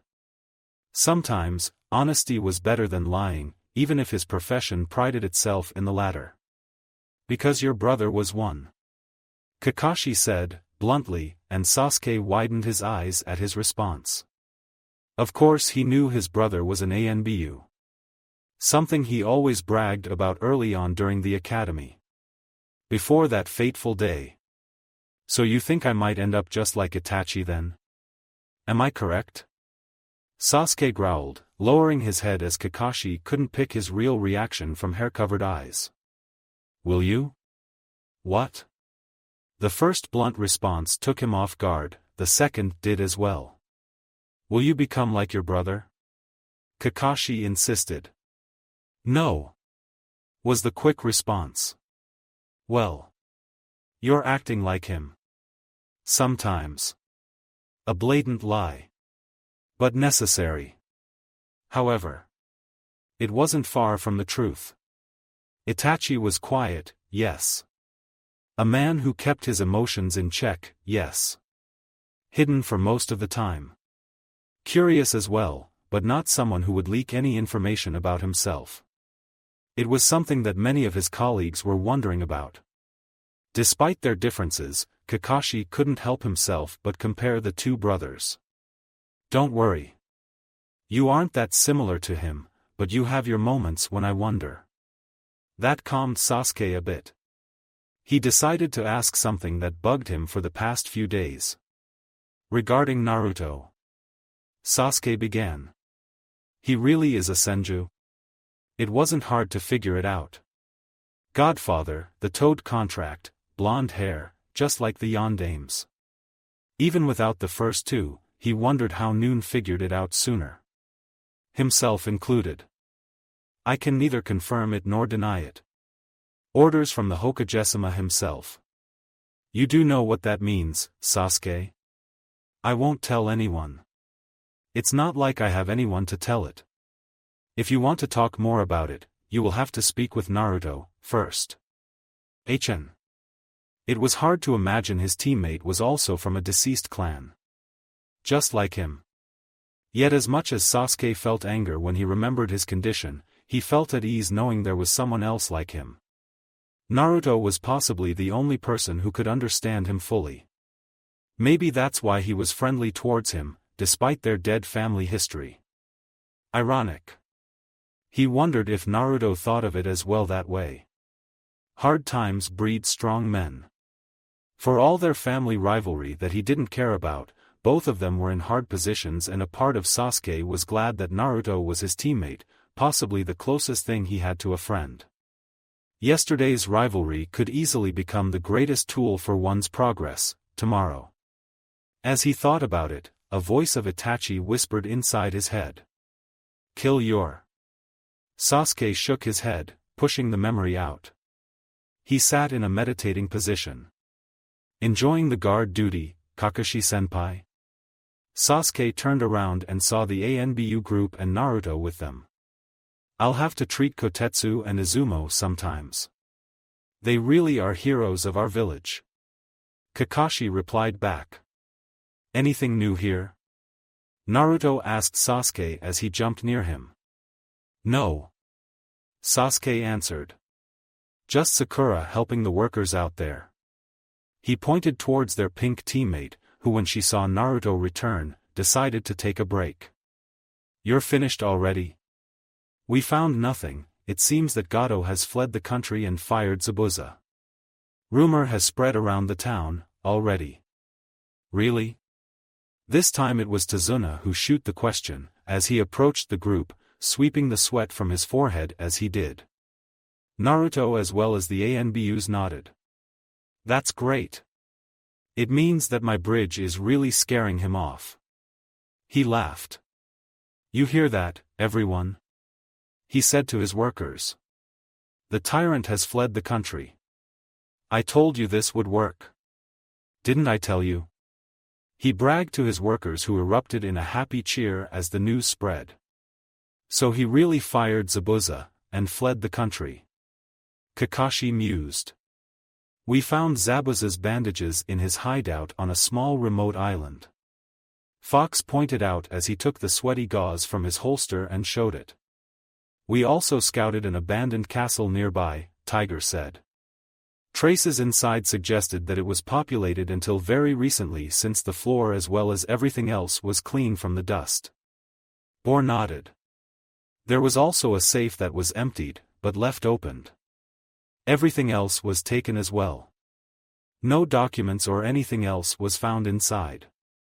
No weapons, no food, no clothes. So he really did flee. Kakashi concluded. Tactical retreat didn't always include taking everything with you as you flee. Survival instinct picked up his love for the wealth as well. But nothing suggests he won't return once we leave. He will need to be eliminated in any case. Judging from the man's personality, that was an option. Yet the first point outweighed the second. Captain Fox nodded. I thought so as well. It won't be hard to find him and the Hokage himself will probably sanction this endeavor. I think so as well. Kakashi said. Naruto here has suggested we chase after him. But you know that it isn't certain he fled towards his homeland. Right? Indeed. Kakashi said. He could even go to the land of woods, to the south, or the land of water to the east. Nothing is sure. I said so as well. Captain Fox confirmed. Naruto suggested we chase after him. We could do that, if we knew for sure that he fled to his homeland. Do you think he will return to the wave after we leave? There is a such possibility, yes. But the ANBU captain said. He should know about the dangers of returning to this country. He would place a large target on his head if he did. Yes. He should know that. Konoha had an alliance with the Uzumaki. Gato has drawn the ire of the strongest of the Great Five. He probably didn't even know that. If he did, he would have stayed away from this country at all costs in the first place. In any case, all we can do for now is wait for Tazuna to finish his bridge. After that, we return to Konoha and begin a search for him. I can't help but think we're missing something here. Yes. Tazuna-san did say that Gato does hate dealing with ninjas because we're too expensive. From what we know of his personality, it isn't far from the truth that he could nullify his contract with Zabuza. Correct. Fox said. But why would Zabuza accept being fired? Is that what troubles you? Yes. Captain Fox sighed under his mask. We will search tomorrow, again. Just to be sure he is not in this country anymore. It's best if you do. Islands north to the land of wave, Uzumaki no Sato. Zabuza muttered as he looked around. Yee. This was the village that your former home has destroyed, right? Gato said as he walked beside him through the ruins of the former Konoha's ally. They had just landed on the shores of the ruined hidden village and were walking throughout the streets, looking at the ruined buildings. No. Zabuza said as he kicked Uzushio's forehead protector away in front of him. Kumogakure helped as well. Albeit, they wanted to harvest Uzumaki's blood for their breeding program. And? Did they succeed in their plans? I remember seeing those fiery Uzumaki women once. Can't say I blame you shinobis for wanting to harvest them. Gato said, laughing at his own joke. Zabuza on the other hand didn't, remaining serious. As far as I know, they did not. They stopped in front of the small monument at the center of the village. The monument itself was a statue of the two shinobis shaking hands. One had Uzushio's symbol on his forehead, while the other had the symbol of the Senju clan. The only people who got the chance to breed with the Uzumakis were their own and Senju's. But both of them are dead now. Zabuza said as he looked at the monument. He pondered that the monument represented the close family ties between the two clans and their alliance that always had the others back, in the time of the greatest need. But as the Senjus have largely died out by the time of Uzushio's destruction, so have the hope of the clan's survival against their enemies. And not even the Senju's artificial creation of Konoha could have helped them. Uzumaki women that remained in the village all killed their children once they figured out that the end was near. And then they killed themselves. The Uzumaki fury, Kumo called it later on. So none of them survived? Some did. Zabuza answered. Uzumaki Kushina in particular. She was very ruthless against Kumogakure shinobis during the Third War from what I know. There were probably more survivors out there, but they went into hiding. Boss. Zabuza turned around to see one of Gato's thugs running towards them. What is it, Waraji? Mizuharu has contacted us. He was able to spread the rumors as you wanted. Tazuna has gotten much more workers on his bridge. Gato snarled. Let them gloat while they can, I'll show them one day. He turned to his bodyguard once again. Tell him that he should inform me the moment Konohanans leave. Not a second later or sooner. You got that? Whatever you say, boss. Waraji grinned and then left. Damn those Konoha pests. As soon as they are gone, I'm going to make an example of the wave. The businessmen continued to grumble as Zabuza watched in silence. He didn't care about Gato or whether he would survive Konoha's retaliation. He just wanted to finish this mission and continue on with his ambition. Konoha would no doubt hunt his employer more adamantly, if he goes with his plans eventually, either way. He wondered if he should advise him not to rush things so quickly, but discarded the idea. If Gato had a death wish, then so be it. As soon as the man paid him, he would leave this country and never look back. By the time Konoha finds out about this, he would hopefully become a new Mizukage already. Whatever. Me and Haku will find our own place on this island. Do not disturb me until the mission starts again. You got it? Right. Take your time. As he walked towards one of the buildings with Haku by his side, Zabuza remembered something from the fight with Konohanans. Haku. He said. Yes, Zabuza-sama. You fought with that wood style, Konoha Anbu. Did you find anything interesting about him as you fought? No, sir. He barely used the wood style in our fight. Only to create a defensive barrier for my attacks. TCH. What are you thinking about, sir? Either the Yondaime Hokage had a bastard son along the way, somewhere, or Konoha is more secretive than Kirigakure itself.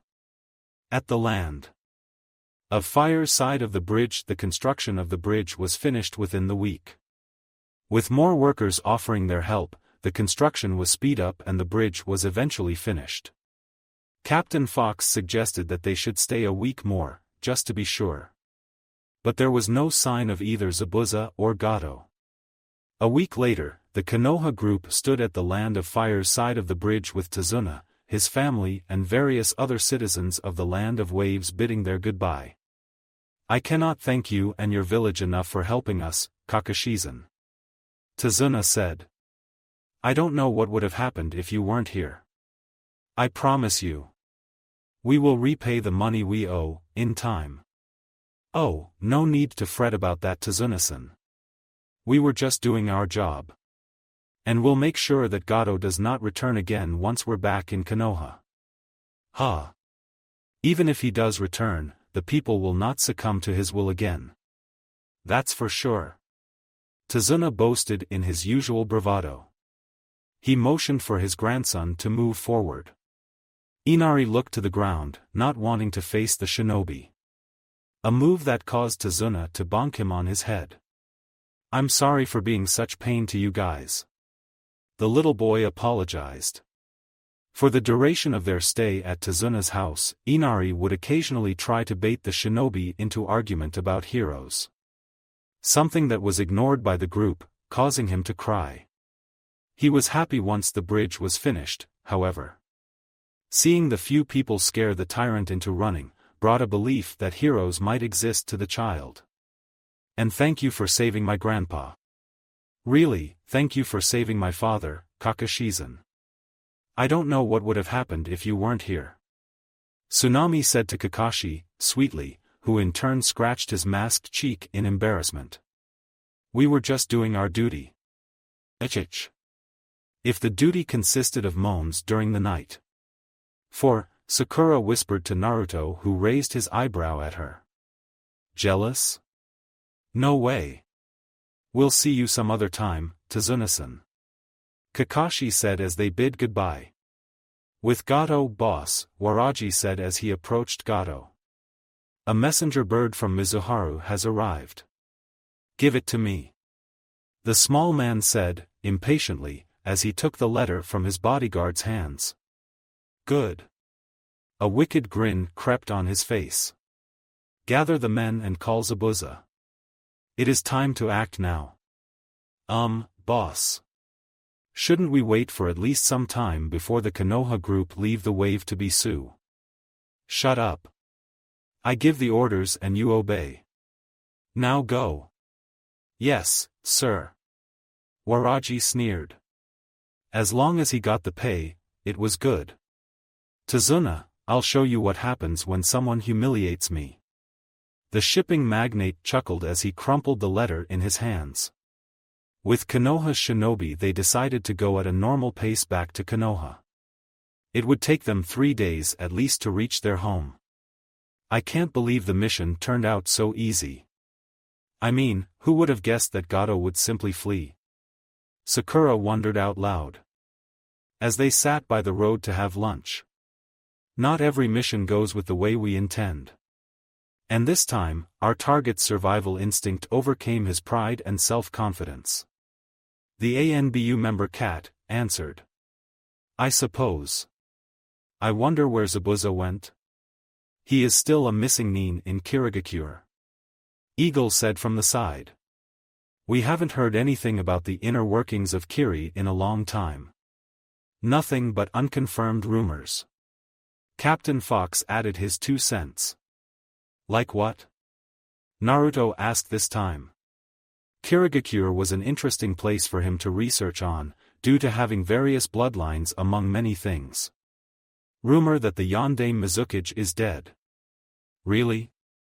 So how come nothing came out? I thought they would be ecstatic to reveal that." Stories about the tyrannical reign of his fellow Jinchuriki reached even him. For a time, since he found out about it, Naruto was afraid that he could end up like him. A tyrant or a madman. On the other hand, it was also inspiring to an 80-year-old, when Jiraiya told him that the Kirigakure's Mizukage was a Jinchuriki like him. Shows it that your status can be bypassed by others and for them to view you differently. Although, what Yagura did was not something that Naruto aspired to become like.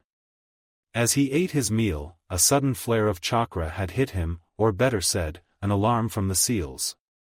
His mind ran fast, to pinpoint where it could come from. His home perhaps? No. There are double alarm seals there and the old man will deal with that if there is a problem. Yet, as he discarded that possibility, another one had passed through him. Tazuna's house. Both he and Anbu Cat said in unison. The two of them had placed the alarm seals around Tazuna's home and did not remove them before they left. The seals were alarmed because of the two significant chakra signatures. Two familiar chakra signatures. Zabuza and Haku have returned, he said, and Cat nodded. Quickly, get ready. We're going back to wave, Kakashi ordered. He returned rather fast to the wave, don't you think so? Bor asked, serious for the situation at hand. Indeed. Captain Fox answered. I don't know if it's pride, greed or simple foolishness. All three, maybe? It doesn't matter. Fox said. We need to hurry. I have a bad feeling about this. His usual stoic voice was still in place, but there was a sense of worry in it. Naruto, Sasuke, Sakura. You three will deal with any of the Gato's thugs we encounter. Let me and the Anbu deal with Zabuza and Haku. Understand? Yes, sensei. The three genins answered. It took them a day to return to the wave. And the sight that welcomed them was not something that either of Kakashi's genins would ever forget.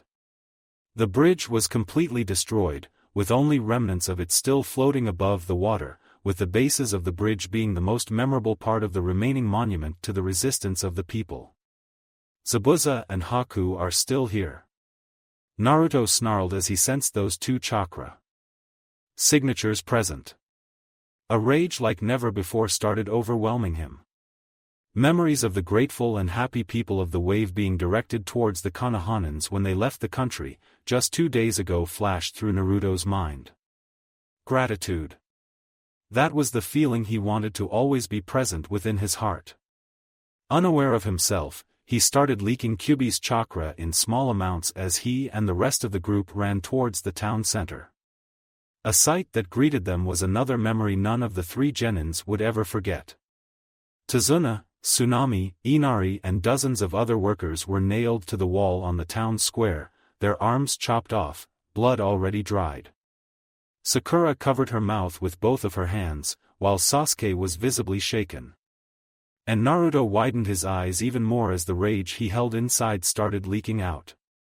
The adult ninjas were better at hiding their emotions, but couldn't help and feel anger as well. Town Square, moments before the Konoha group arrived. So how you like it now, Tazuna?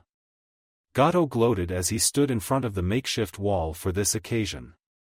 Around him were around dozens of armed thugs, while Zabuza and Haku stood beside him. Where is the money? Zabuza asked impatiently. Here you go. The small man gave him a coffer with his reward, almost as if he was angry for paying him for a job well done before turning towards the dead bodies once again. The supplies of weapons, food and various other tools. This should suffice the cost for the new revolution.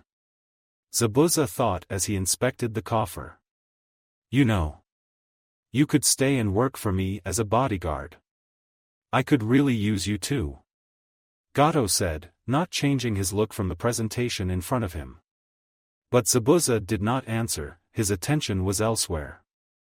Notably, Naruto releasing more and more of Fox's chakra was soon noticed by a demon of the mist, who turned around to face the Konoha group that was standing atop of one of the buildings.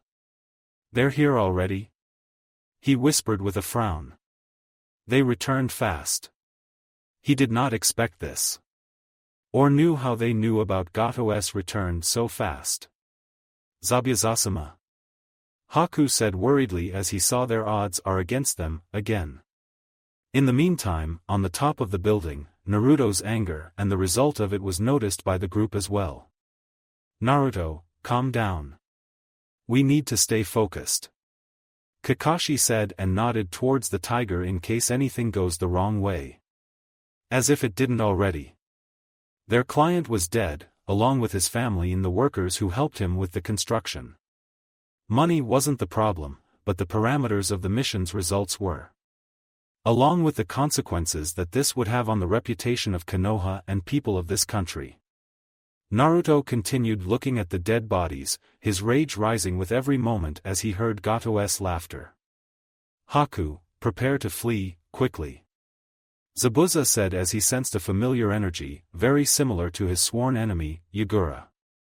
Kakashi, 5 ANBUs and a Jinchuriki was an overkill. And there was no way, either he or Haku would be enough to beat them. Let alone, survive. Understood, Zabuza-sama. Huh? Are you two farting or what? What kind of energy is this? Gato complained, and the realization soon hit him like a pair of bricks when he turned around. Konoha Shinobi. The blonde one was leaking some sort of orange air around him. His thugs looked towards the top of the building, shakenly. There was around 50 of them. The sheer energy and hatred of the Kyuubi was too much for them to bear. Some of them drew their weapons, but for the most part fear overwhelmed them as they struggled to stand still in their positions. "I didn't sign up for this," one of them shouted. "Madame, neither." Naruto disappeared from his place in speed so fast that it was impossible for normal eyes to follow. He charged towards Zabuza first, who prepared to defend himself. But before he could land a precise hit to his chest, Haku jumped in front of him as Naruto, instead of hitting Zabuza to the chest, punched Haku to the face, breaking his nose in the process, sending him to Zabuza's arms, who caught him. The Yuki boy groaned as he felt his bones cracking and blood dripping down to his mouth. "Haku. We're leaving," Zabuza said as he held his tool in his arms. "Today is not the day either of them were going to die." "Zabuz, where are you going?" Gato questioned when he saw his hired blade preparing to flee. "As far away as possible," he quickly said as he picked his coffer with money. "You treasonous bastard." Zabuza disappeared with Haku in his arms in a swirl of water. Naruto could still sense them and was about to give a chase. But before he did, few pillars appeared around him, grabbing him by the hands and legs. "Nice work, Tiger," Kakashi said as he and the other 4 ANBUs jumped near the execution's wall. Gato's thugs started fleeing, but were hunted down by the ANBU group. Kakashi grabbed the businessman to his collar, restraining him. "Please let me go, I'll give you anything you want," he whimpered in Kakashi's arms. But his plea was ignored. "I don't think I need to use that technique on him. 5, if he had used more tails, I might have needed to," Tiger said as he held his arm straight, kanji for the word sit inscribed on it. "They are running away," a voice in his head commented. Naruto continued resisting to the wooden pillars, as they continued draining Kyuubi's chakra away from him. "You are weak." He was weak. Zabuza was running away. He must not allow him to flee. But the wooden pillars were too strong and he soon returned to normal state. The red eyes and enlarged whisker marks faded away. "Please spare me. I beg of you." Naruto turned around to see Kakashi Sensei holding a short, whimpering man in a tuxedo suit, on the ground. "I'm sorry," he muttered. Kakashi sighed. "You didn't release it. So it's all good." "I nearly did." Kakashi remained silent. He turned around towards his other 2 students. Sakura was visibly shaken and Kat approached her to calm her down, as the Pinkette looked towards Naruto in unreadable fear. Sasuke was no less afraid. Although, unlike Sakura, he was a bit calmer. There was one difference in him that wasn't present before this. Both of his eyes flared Sharingan with 1 tomo each. Great. Kakashi thought tiredly. Another problem. He would have preferred if Sasuke never awakened it. He would need to have a long conversation with him regarding the lure of those eyes. Among other things. Sensei? Sakura stuttered. Everything will be explained when we return to the village, Sakura. Kakashi said. They would need to deal with the entire mess here, first. Kyomogakure no Sato, the Raikage's office profile's name, Senju Naruto, current alias, Namikaze Naruto birthday, October 10th sex, male height, 151.5 centimeters weight, 44.3 kilograms blood type, B nature type, wind, water. Kekei Genkai, not applicable clan, Senju clan parentage, Senju Minato, father, Uzumaki Kushina, mother, special status, Jinchuriki of the Kyubi sitting in his office at the moment, the Yondaime Raikage A, currently read the contents of a scroll with the information of the one particular Konoha shinobi. His three subordinates, Darui, C, and his secretary Mabui, stood in front of him as he read them the first part of the message. The message itself was given to his shinobi patrol near the northern sea by an unknown man with strands of white hair and red lines around his eyes, from what could have been seen under his hood according to their description.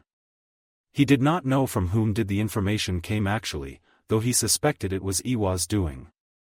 Anoki was probably baiting him into some action. Probably. Do you think he's the real thing, boss? Darui asked him. If I'm being honest with you, Darui, I'm not sure. This message came out of nowhere. But the information would seriously need to be considered and investigated. Could Konoha really hide him for so long? C asked with a frown. They could, C. They really could do that. Despite what they claim to be on the surface, a lot of shady things happened there ever since the village was created. Uchiha Madara going rogue, the Second Shinobi World War, shady businesses of Shimura Danzo, inhumane experiments of one of the Sanins Orochimaru. So hiding the last Senju, barring one busty member, is not surprising. Given his parentage and their pedigree, it should have been expected. Inwardly, the Raikage congratulated Hiruzen on such a decision. The living enemies of Minato would no doubt try to kill the boy. Iwagakure most of all. Though, Anoki seems to have toned down his warmongering appetite a bit in the past few years. I must say I'm really interested in his development. It's Minato's son after all. If Hiruzen hid him for so long, he probably had him trained as well. An excitement he didn't feel in a long time started overflowing him. He needed to know the boy's abilities. Fast. To see if he was worthy of his father's legacy. He placed the paper on the table and turned around in his chair, now looking straight towards his village. His secretary, Mabui, took the paper into her hand and began reading it further in her sweet voice. Personality, slightly introverted, determined, focused. Chakra prowess, exceptional. She moved her eyes further down the paper. It seems that he is a prodigy in every sense, Raikage-sama. She concluded, amazed. If it's not a fake report. C scoffed. Exactly. The Raikage said, still looking through the window. He addressed Fukai's daughter again, 1. What do you think, Mabui? Do you think he's real or a fabrication made by someone? Mabui had a sharp eye, and was more level-headed and rational than his two bodyguards on most of the subjects. Mabui looked at the boy's picture again. Unlike his father, Naruto had a slightly rounder face, but the same eye and hair also had the same look in his eyes as him in his registration picture. It reminded Mabui on the first, and the only time she saw the former Hokage in person. Flashback: the Third Shinobi World War, the land of hot water. Her team had just finished delivering the message from the village to the front lines, and an 11-year-old Mabui couldn't wait to get back home. They were traveling through the forestry of the land of hot water. Dodazensai had to remain on the front lines for the time being. She initially wanted to visit one of the hot springs, but her teammates were against it, as this country was swarming of Konohanans from time to time, apparently raiding the supply lines to the front lines. Due to a shortage of shinobis, and the necessity for other duties. Her team was selected for a mission to deliver the simple scroll to one of the bases, even if they were simple genins. 2. I can't wait to see everyone once we get back. The young girl said, a bit too loud. Mabui, stay focused, there could be the enemies nearby. Her teammate, Samui, admonished her.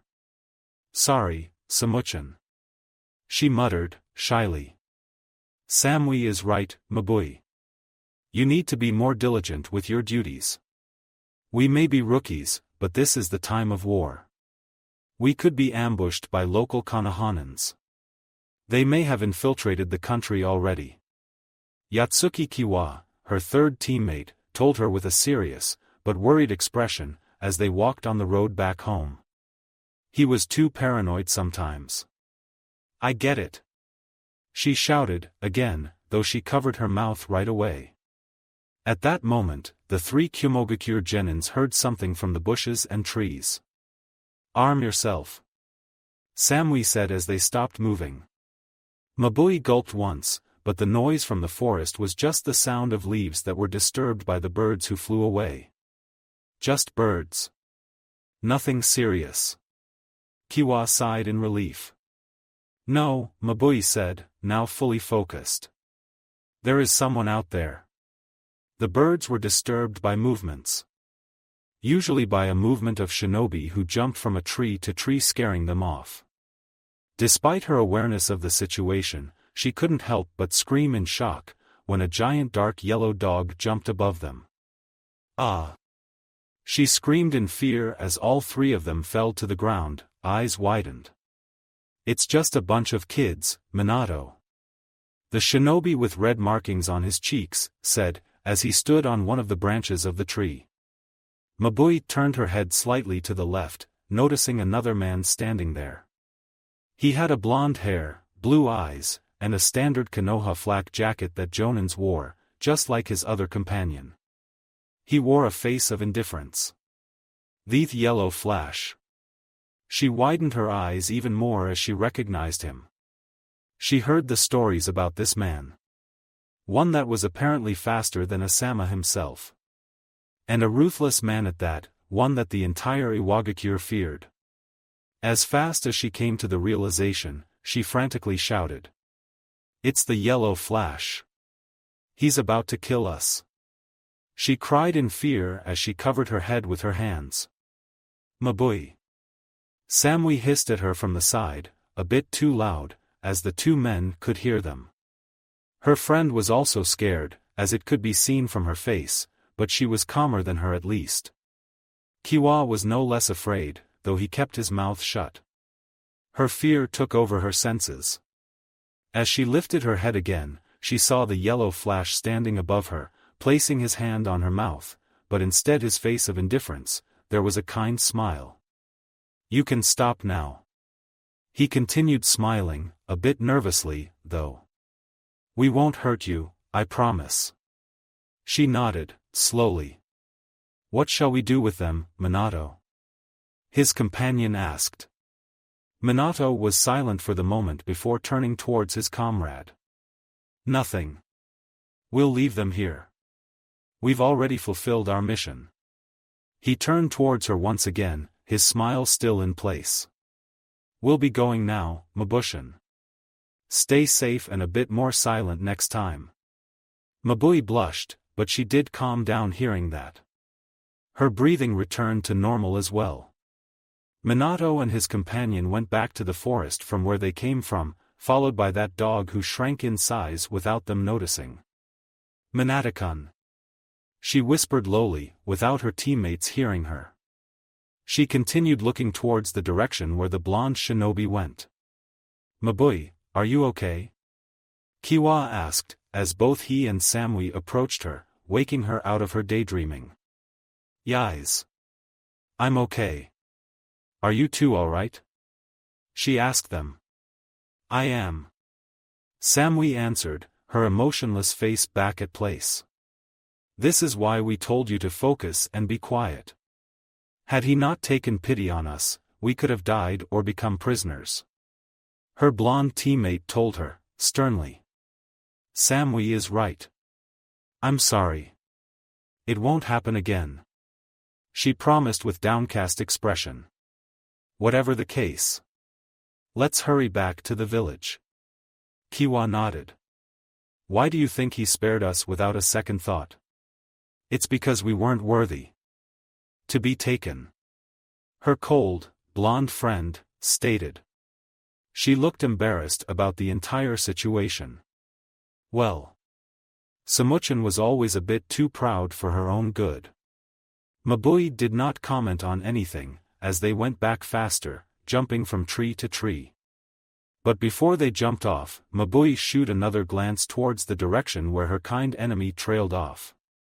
Minato-kun. Flashback and Mabui kept looking at the picture of Senju Naruto as she remembered the time when she had met his father. From that day on, she had decided to take her career more seriously, pushing aside her childish persona. Had it been anyone else but Minato, she and her team would have died that day. It was also the only time she saw Samui really scared. However, it was also the beginning of her crush towards the Senju man. She had never told it to anyone, though she suspected that Samui knew. She, herself, understood that nothing would come from it, and it didn't.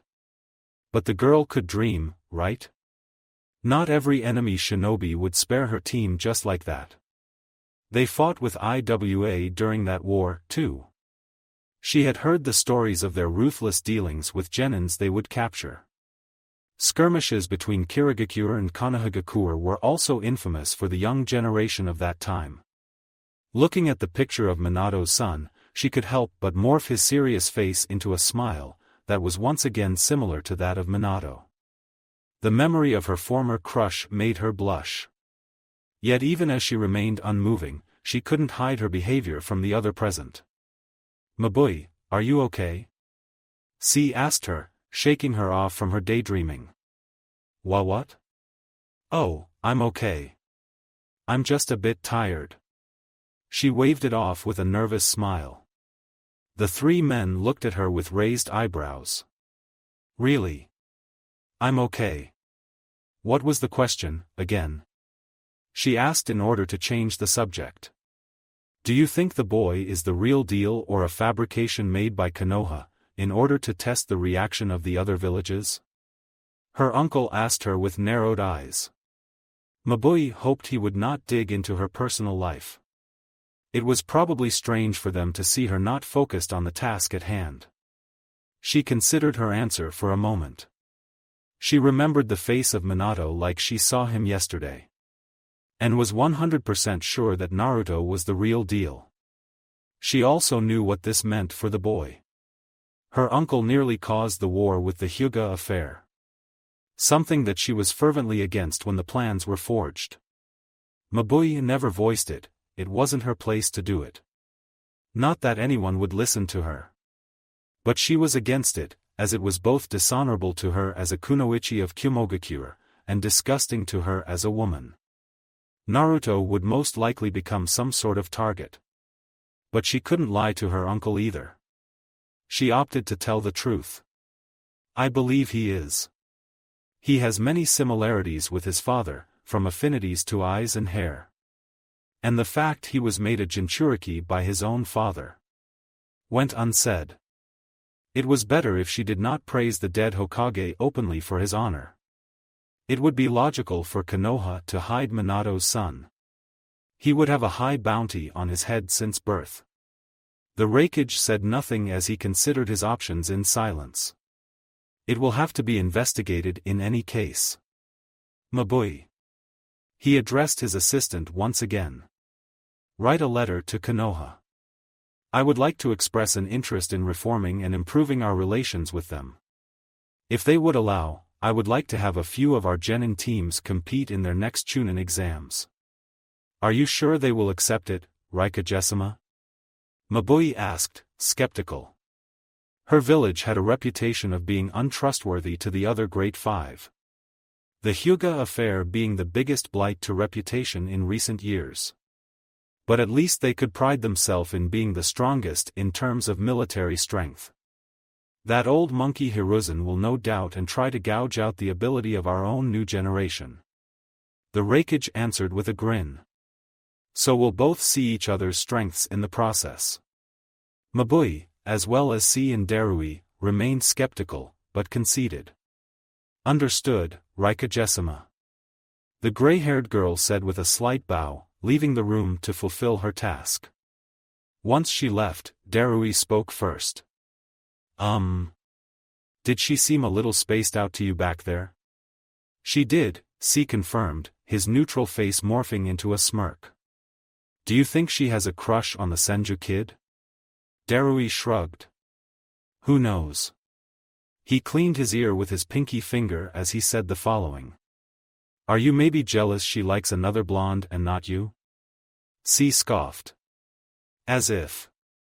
As the two of them chatted back and forth, the Reikage remained silent as he looked towards the exit doors where Mabui left.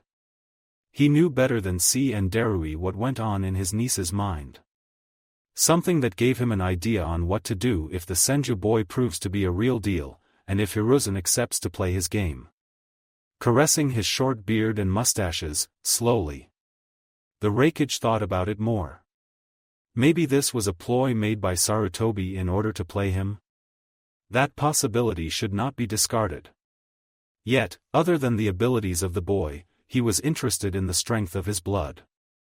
It didn't happen very often that the offspring of two powerful shinobi be born. A powerful shinobi from the strong clan background. Looking at the Senju boy's file in front of him, the Reikage could see the chart that showed the growth of his chakra during his time in the academy.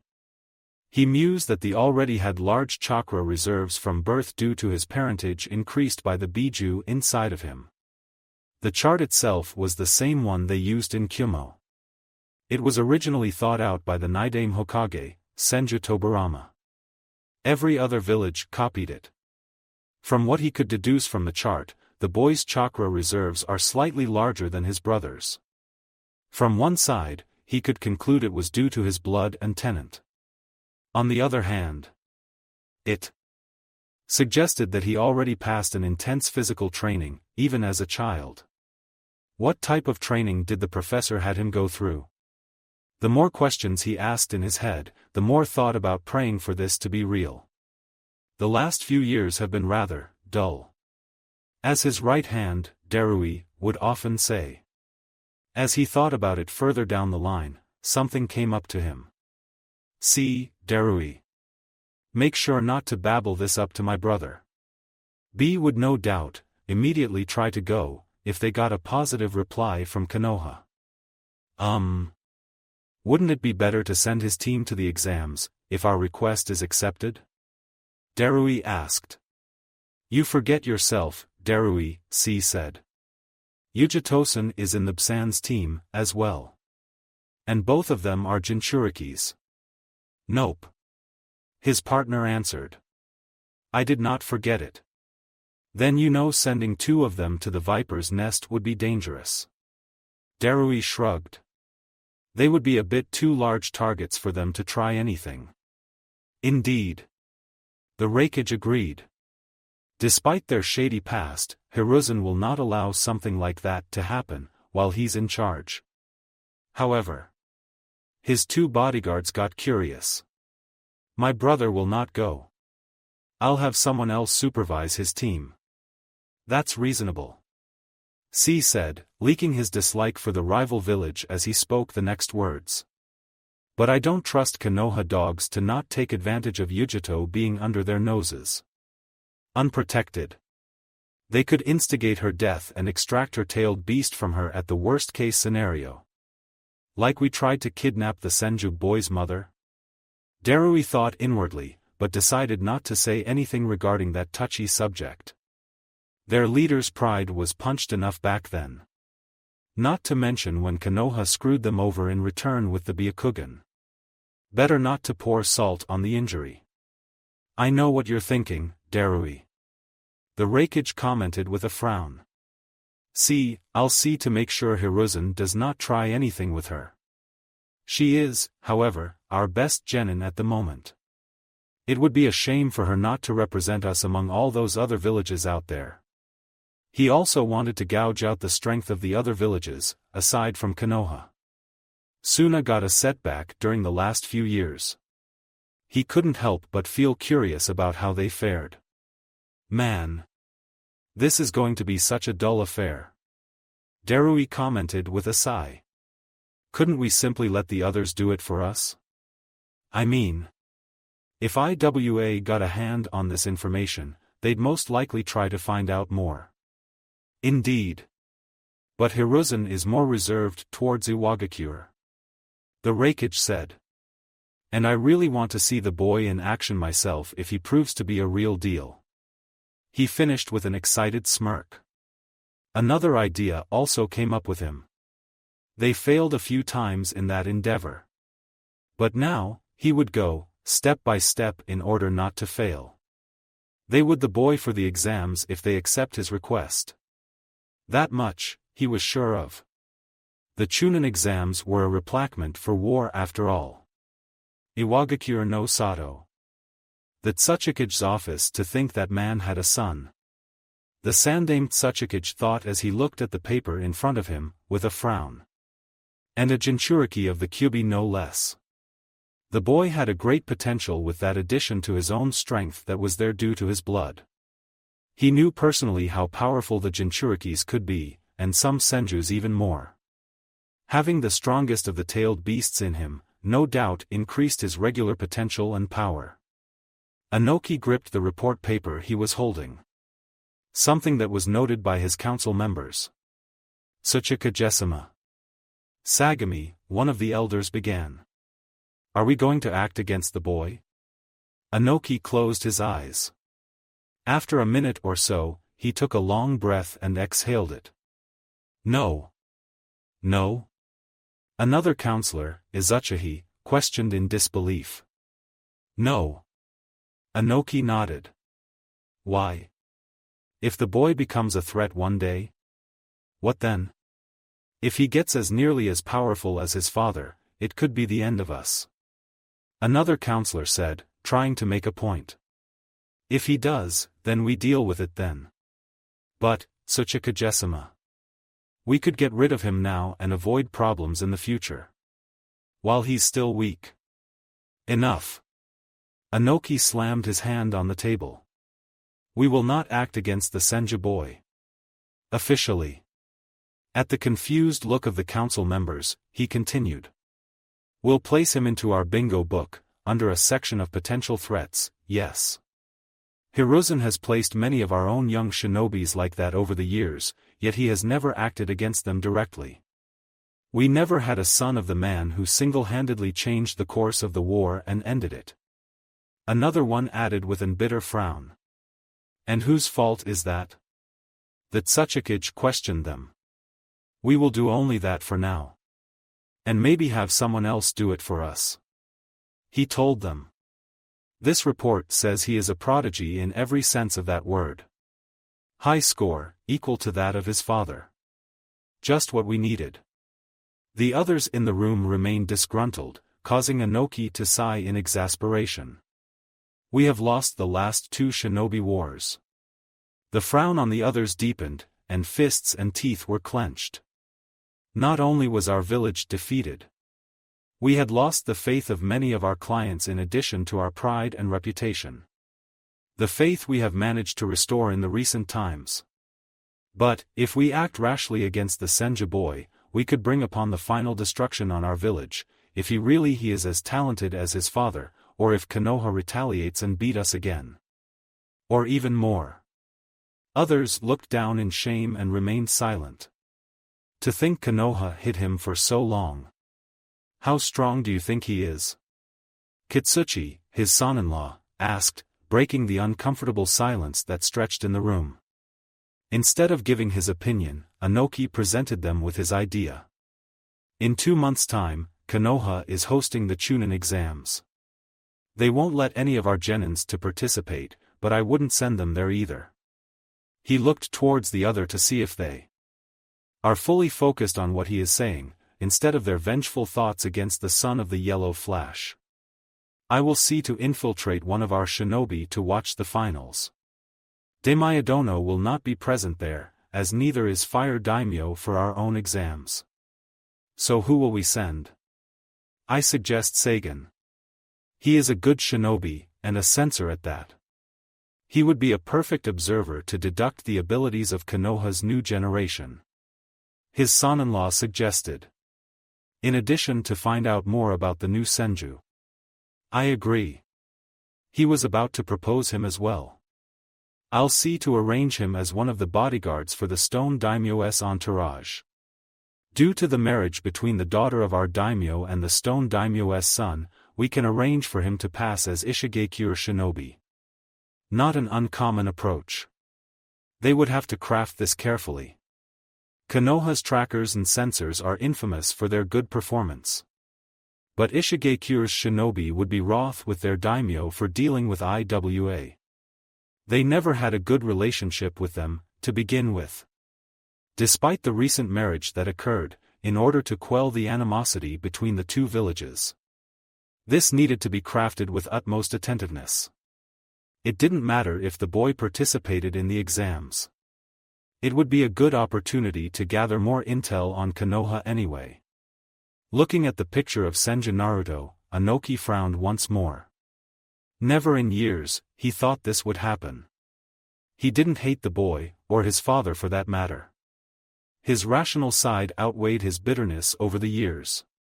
But the future of his village needed to be secured. And if the Senju boy proved to be a menace to IWA, he would need to be eliminated.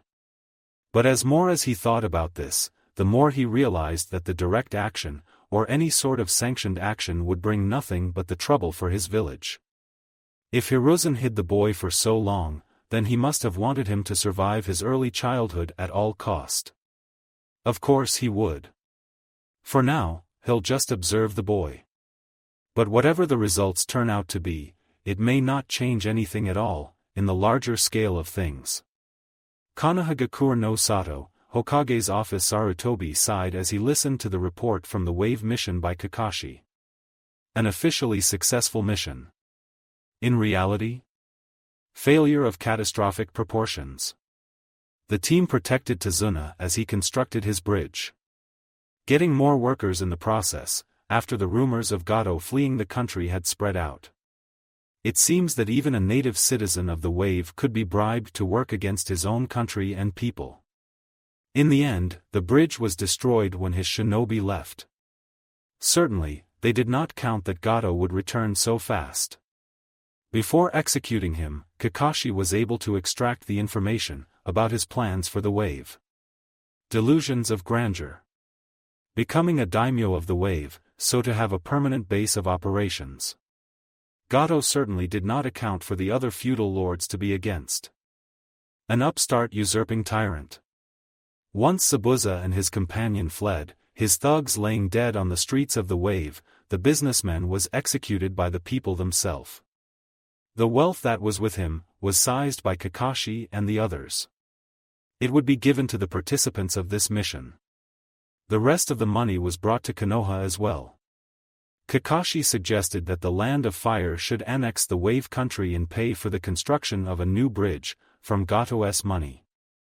Something that Hiruzen was in agreement with. He would need to speak with the Fire Daimyo soon anyway. It would be a good opportunity to advise him regarding that. There were other problems that arose during the mission. But something else needed to be addressed first. Team Ro. Take the next 3 days off. After that, return to your standard duties at the headquarters. He told his kneeling ANBU, in contrast to Kakashi's team who were all standing. Yes, sir. Was the chorus of replies before they body flickered away. Hiruzen turned to the remaining ninjas present in the room, the Team 7. Sasuke, Sakura. I don't need to remind you that the knowledge of Naruto's parentage is to remain a secret for now. Apparently, they figured it out. Among other things. The two genins shook their head. Both of them returned from the mission changed. Sakura more so than Sasuke. She had a haunted look on her face and was constantly shooting small, but fearful glances towards Naruto. Experiencing the hatred of the Kyuubi for the first time could be traumatic for those of the innocent mindset like her. Or it would be better said this was the second time she experienced the release of Fox's chakra. Being older than Naruto, it gave her an opportunity to feel that as a baby, even if she couldn't remember that. The same thing was with Sasuke, although he was a bit more composed than her. He too looked towards Naruto occasionally, but aside from the narrowed eyes, there wasn't anything else. Hiruzen would have Kakashi more integrated within the boy's life. He figured that the trauma from the massacre was enough not to traumatize him even more. Though, other unknown things within his head could also be a reason for his demeanor. Now, Sarutobi began, I understand you had a slight experience with a certain tenant that Naruto is keeping at bay? Manipulation. Though, not a lie. Naruto was a jailer to the Kyuubi. The night the beast escaped was the first time Hiruzen felt the power of the Biju. And the most powerful of them. He could understand the initial fear the populace felt with Naruto's presence, but he did not agree with their resentment and the treatment of his surrogate grandson. With how the years went by, he managed to subdue their fears, mostly thanks to the incidents that happened. Orochimaru's betrayal, potential war with Kyumo, the Uchiha massacre. Yes, Hokage-sama. Sasuke said, while Sakura barely muttered those words. Then you know you must not speak about that to anyone. This is an rank, open secret. Which means that the many people know it already, but are forbidden to talk about it. He waited for at least one of them to nod, Sasuke in this case, before he proceeded further. Explaining them about a life of a Jinchuriki and the meaning of the word. Sasuke digested these pieces of information calmly, while Sakura did not hide her tears. Naruto remained calm and silent for the most part as he simply looked on the floor. His mind darted back to the wave and how he nearly unleashed the fox he was supposed to hold back. Memories of the wave also included the view on Tazuna and his dead family, which made him angry before he took a deep breath to calm down. Before he said anything else, Hiruzen saw Sakura raising her hand to speak. Sakura-kun. I want to quit, Hokage-sama. I can't be a ninja anymore. I'm just not fit to be the one. She said with a downcast expression, tears dried. She thought about it all the way from the wave and the trip back to the village which passed in silence. She couldn't stomach the idea of seeing a happy family like Tazuna's ending up like that. That was too much. And if it meant seeing that more often, she would just rather quit than torture herself with nightmares. She wanted to become a ninja, like her parents, even if they were just a simple genins. But she wanted to become one. Later on, it was to be with Sasuke. But she didn't care about that now. All she wanted was to go into the safety of her home. Hiruzen was not surprised. It was a common thing to happen when the new shinobi had a traumatic encounter. But he couldn't allow for Sakura to simply quit. Sakura-kun, I understand. He said, getting a thankful nod from the girl. But quitting a shinobi life is not that simple. I will give you a week to think about it before you make your final decision. I understand, Hokage-sama. She had already made up her mind. But for the sake of the respect, she would do it. However, from what Kakashi has told me, you have progressed well up until now in your training. And that you have shown interest in the medical ninjutsu, is that correct? I did, Hokage-sama. But I would really just want to How about you become a medical ninja in the hospital? A medical ninja. Please hear me out on this one. He said with a kind smile. Medical ninjas are outside of the standard shinobi ranking as you may already know. Similarly to the ANBUs, we pick them out based on a merit or recommendation. Naturally, you will remain within the walls of the village most of the time, and you will be given a normal salary once your training is finished. What do you say, Sakura-kun? It would be a shame if you discarded your potential just like that. May I think about this, Hokage-sama? He nodded. It wasn't a bad proposal. She may need to go onto the field sometimes, but being a medical ninja wouldn't be so bad, in her opinion. She just didn't want to experience what she did a few days ago. Naruto's anger. It brought shivers to her spine. Helping people, on the other hand, wouldn't be so bad. She would seriously need to consider it. Kakashi looked at his leader with a narrowed eye. It was a clear manipulation from the Sandaime side, even if he had a merit in those words.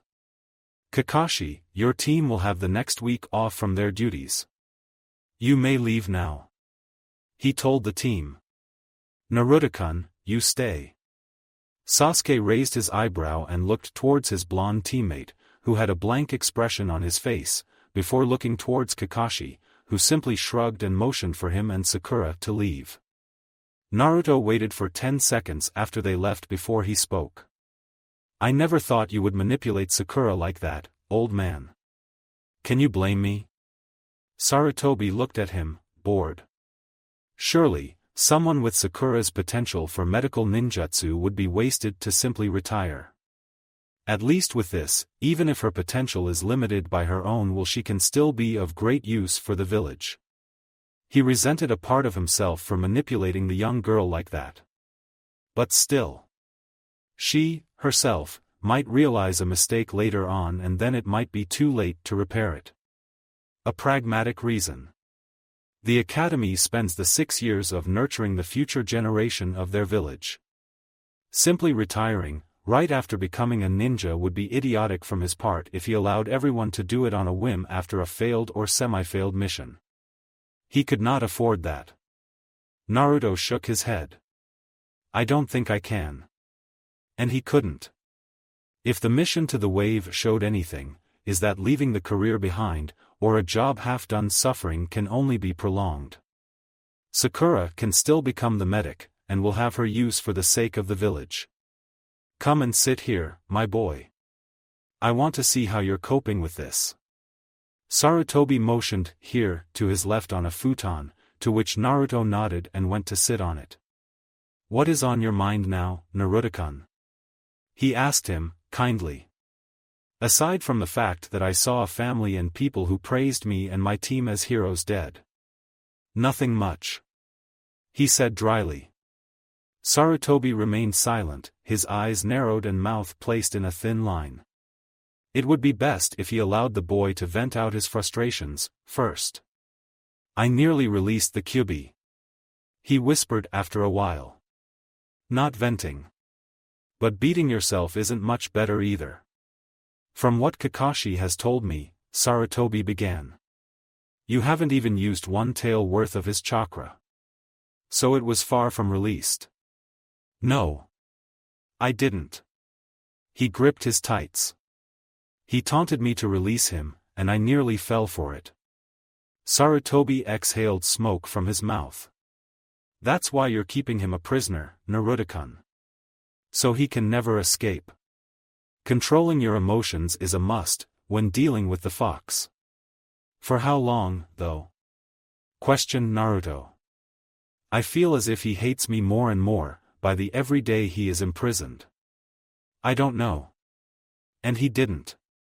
Capturing the tailed beasts and even selling them to the other villages was probably the greatest mistake Senju Hashirama has made. Listen, old man. I need a favor. Naruto began, looking at the picture of his father at the top of the wall with narrowed eyes. What is it? Naruto was not someone to ask others to do it for him. Whatever he needed, was probably reasonable. I need someone to control my flow of chakra as I speak with the Kyuubi. He said, bluntly. Or not.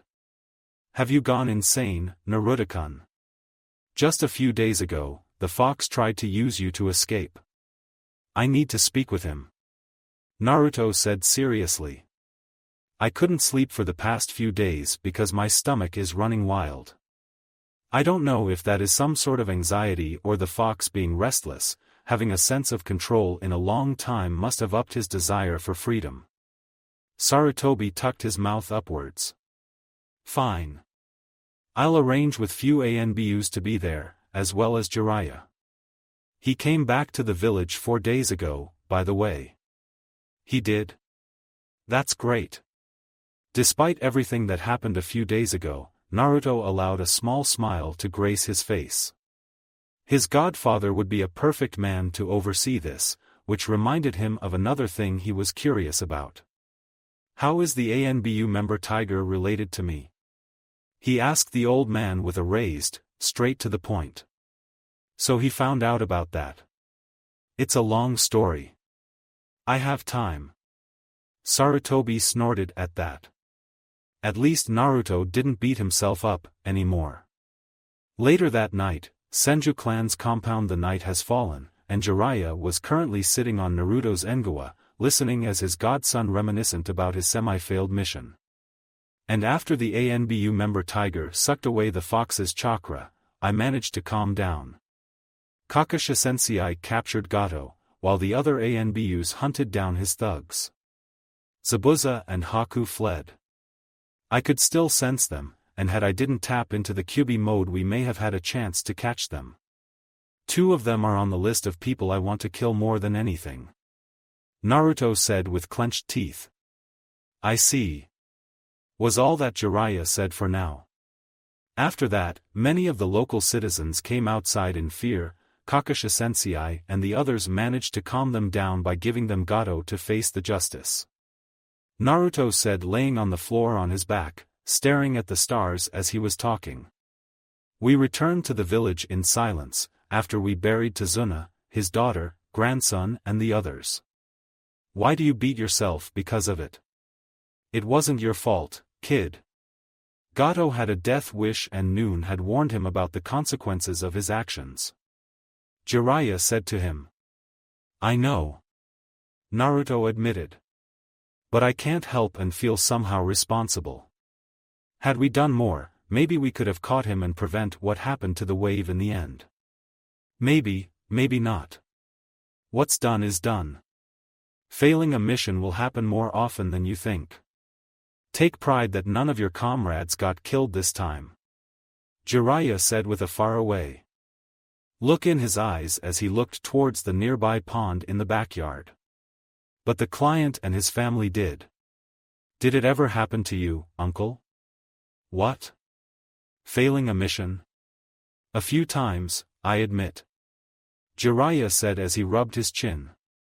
Me, Tsunade and Orochimaru were a simple chunins back then. We were supposed to escort the fire daimyo's relative to a land of rivers. He got drunk and got into a fight while we slept, in the nearby tavern. Got himself killed in the process. Not exactly like his case, but he could understand how his uncle must have felt. So how did you cope with it? Naruto asked. He must have felt some disappointment with himself among many things. Like Naruto did now with his own failure. Jiraiya took a deep breath. I hired a hooker. He said it with a neutral expression. Despite not wanting to do it, Naruto laughed as he stood up in a sitting position. "Ddo, you suggest I hire a prostitute to ease my pain? If you want." Jiraiya shrugged it off nonchalantly, though his supposedly neutral face morphed into a minor smirk, and then into a full-out laugh. "No thanks. Mother would come down and kill both you and me if I did that." He snorted at such a notion. Jiraiya ruffled his hair as he said the following. "Having the people you care about killed out of your reach is painful, even more so when you see it yourself. But it's not something you can always prevent from happening. Never forget it, kid. What happened at the wave wasn't your fault, or the others." Naruto nodded and he proceeded to ask something that caught his attention. "You said out of your reach. Were you talking about those 3 orphans from Amigakure you trained in the Second Shinobi War?" "Indeed, them." Jiraiya said with a nostalgic smile. Naruto knew the story about those 3, one of them having a Rinnegan. He never told it to his uncle, but he did feel that it was wasted and foolish from him to have simply left such a powerful asset back in the land of rain. If Konoha got its hands on the Rinnegan, his parents might have still been alive. But there's no point of doing what-ifs now. What's done is done. You remember the past in order not to have something like that reappear in the future. So how do I cope with this failure? He wasn't that close to Tazuna and his family. No more than mere acquaintances, but he was fond of them. A different surroundings from that where people were not afraid of him, being shattered like it was left a deep scar on his soul.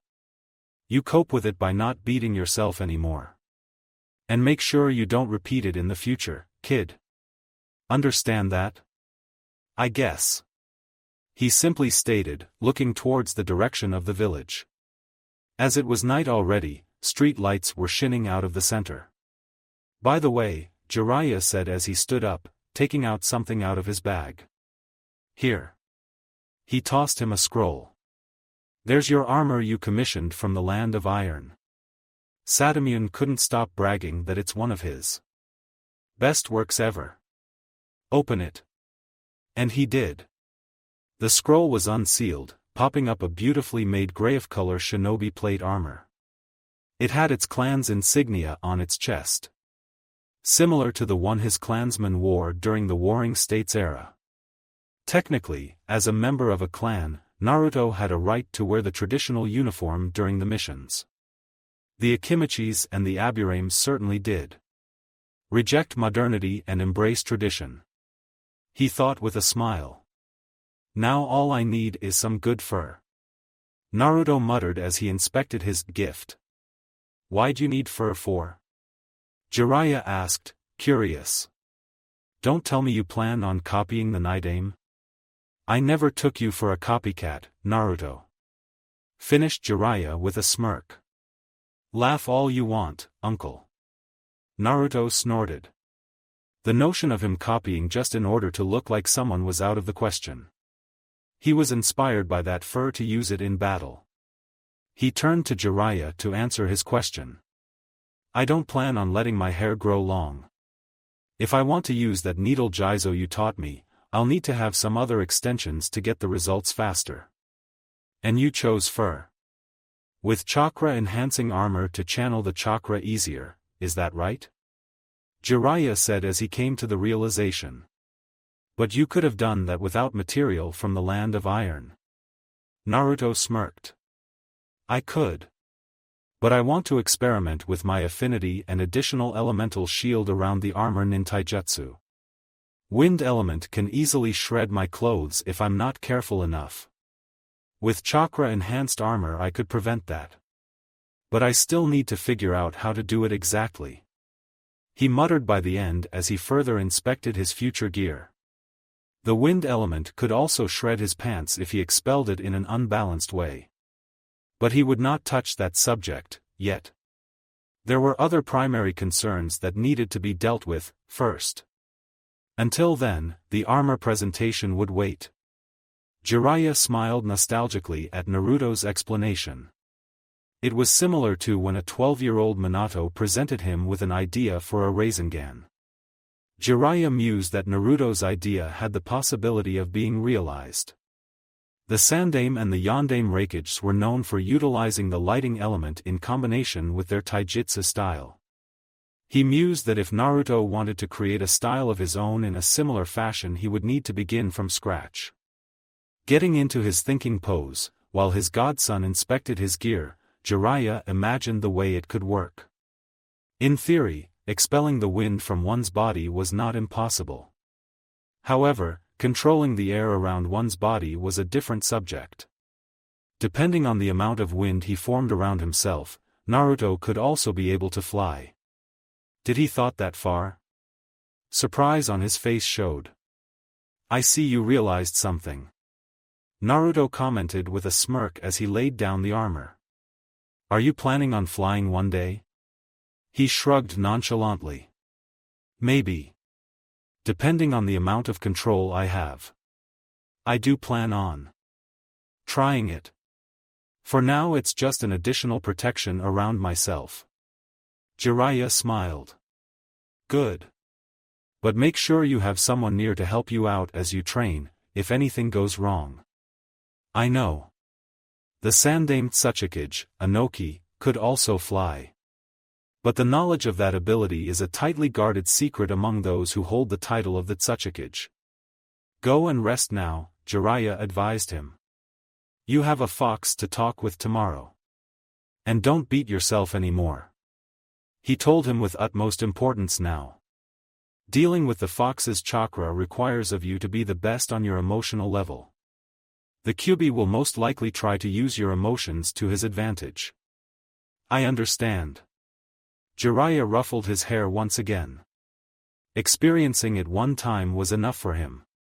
And it told Naruto that Fox's chakra was not something to be taken easily. The next day, dead bodies nailed on the wall. Their arms chopped off. Naruto stared at them. His ears filled with maniacal laughter. He turned around to see Gato laughing at them directly. Ignoring him, who stood there in front of them. Naruto saw he had an army of thugs behind him, along with Zabuza and Haku, who stood there, emotionlessly. Their indifferent look at this presentation. Their indifferent look on this tyranny. It angered him. He wanted to kill them. His body started being surrounded by an orange chakra, and he never felt so much power before. He allowed it to overwhelm him completely. Naruto jumped forward towards the little man and his army. They didn't stand a chance against him. He killed every single one of them, including Zabuza and Haku. And he felt satisfied. But when he tried to go back to normal, he couldn't. The power was stronger than him. He had no control. He looked around to see fearful faces of the citizens of the wave, mothers hugging their children in fear as they watched a demon kill their oppressors. Such was the power of his hate at the moment. Those he was supposed to protect, now feared him. He hated that too. He hated people being afraid of him. It reminded him of the misery of his early childhood. All those glares, all those looks. He wanted it to end. As he succumbed to the power of the Nine Tails, a picture of his parents appeared in front of him. A picture of his father caressing his mother's pregnant belly. But as he went to grab the picture, it ignited in fire, turning into ash, as he transformed fully into the Kyuubi. Naruto woke up, breathing heavily as the sweat dripped down his forehead. He swallowed everything that gathered in his mouth. It was the second time he had a nightmare of this type. The first time was the night after they returned to the wave. He didn't sleep since then. He looked at the clock in front of him. 5:58 a.m. So much for coping with your failure. At least he slept longer this time. Maybe he should hire a hooker, as Jiraiya suggested. Better wait for a few more years. He allowed a thin smile to grace his face.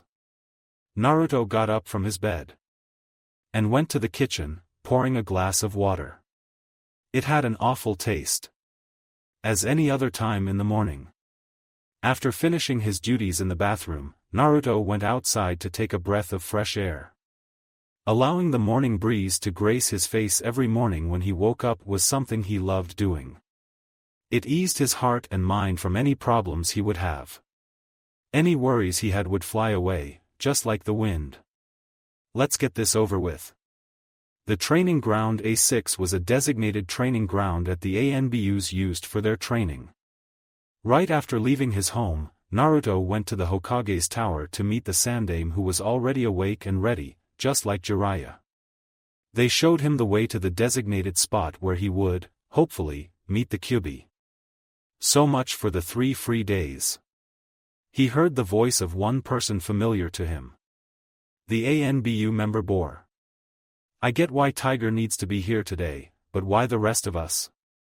The other 3 members beside Tiger and Bor were present too, as well as Kakashi Sensei. Kakashi Sensei? Naruto asked. Morning to you too. He said with an eye smile, standing straight from a tree he was leaning on and closing in on his book. A purple cover. Uncle Jiraiya did not like that, if his light scowl was any indication. I suppose you are to calm me down with your Sharingan if anything goes wrong? He asked him. A Sharingan. Ever since the incident at the wave, he felt a certain disturbance within himself, or better said, whenever Kakashi-sensei brought it up in his talk with Sasuke, or when Sasuke would flare it up instinctively. At first he thought nothing about it. Mostly because his mind was elsewhere. Particularly the fresh memories of innocent people nailed on the wall. Even now he felt a slight anxiety as he saw Kakashi-sensei lifting up his headband. "Is there something wrong, Naruto?" Kakashi asked him. "There is. Your Sharingan is giving me creeps for some reason. But I don't know what is it," he opted saying instead. "By the way, why are the rest of the members of Team Ro here today? I didn't think we'd need so many people for this," Naruto asked. Surely if the Ninetales somehow escaped his prison, for additional ANBUs would be worthless against it. If his godfather and surrogate grandfather couldn't stop it. A part of Naruto now began thinking this might have been a bad decision. Maybe he should have gone the way his mother or Mida-sama did. Keep it locked and forget it ever existed? For how long, though? He asked the same question to the old man, yesterday. For how long would he be able to keep the Ninetales in check if he did not even understand its reasons? Reasons. What reasons would the fox give him?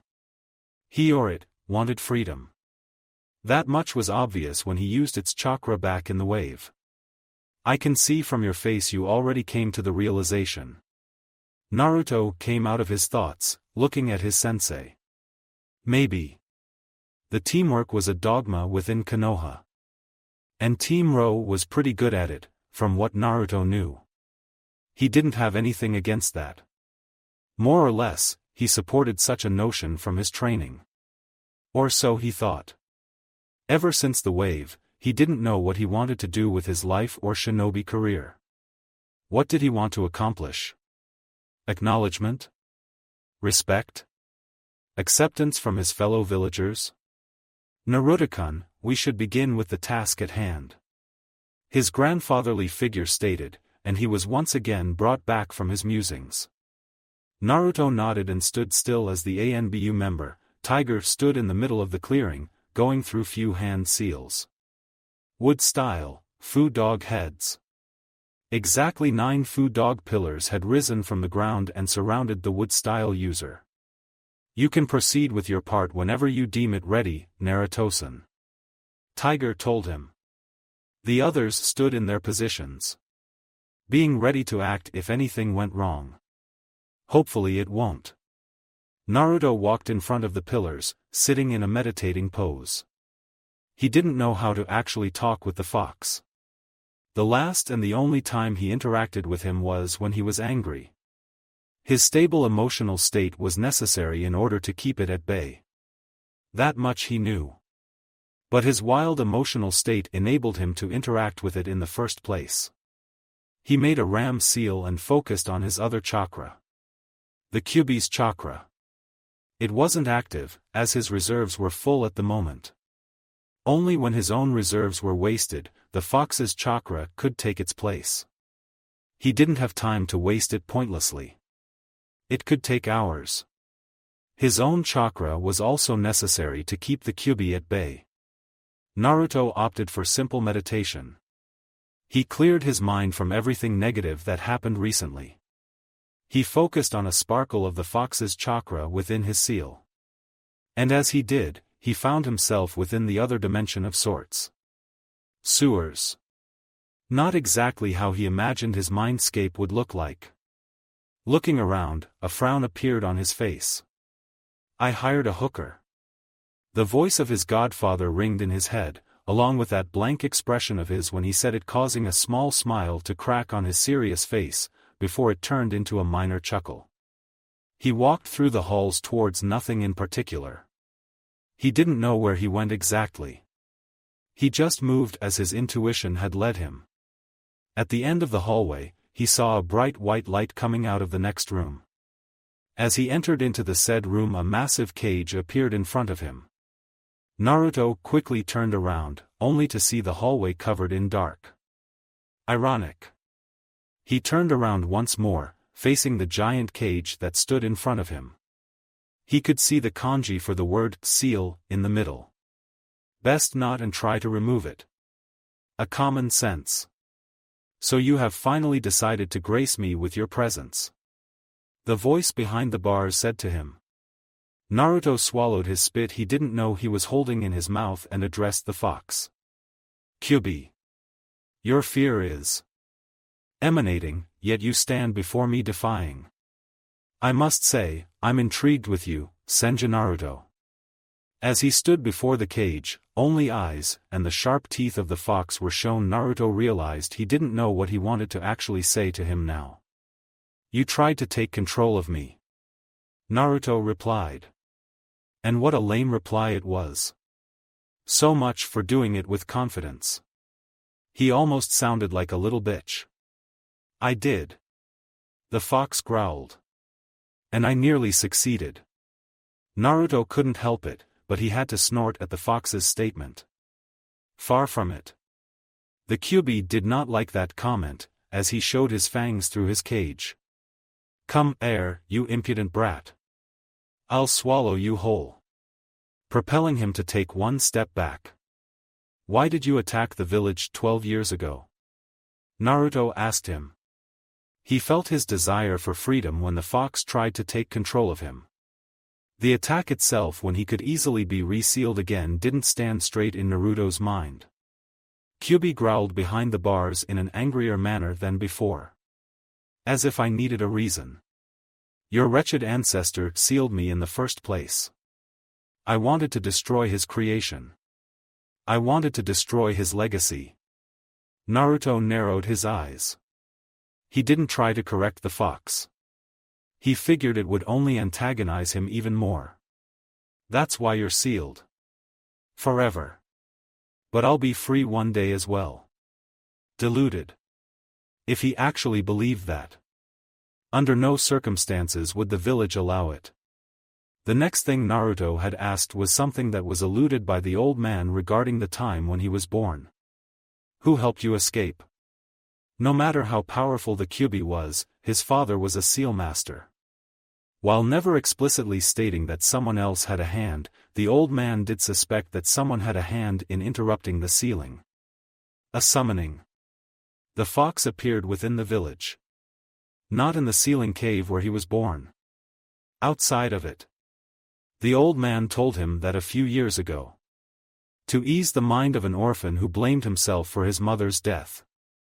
The Kyubi was silent for 2 seconds, before closing into the cage, allowing Naruto to see his full front. You're implying that someone like me needed help to escape? I took the first chance I got, and that was when your mother was giving birth.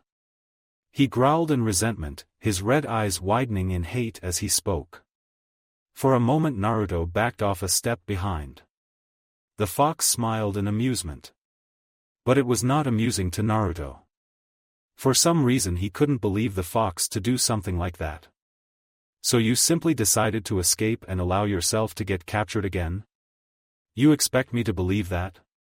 Leave. Now. The Kyubi closed his eyes. Naruto opened his eyes and released his hands from a sign of a tiger. Promptly standing up, he was asked a question by the Sandame. Are you not going to talk with the fox, Naruto-kun? What do you mean? I already did talk with him. Naruto answered with a raised eyebrow.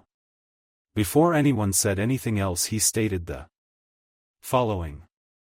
I was there for around 10 minutes or so. 10 minutes? His godfather asked back.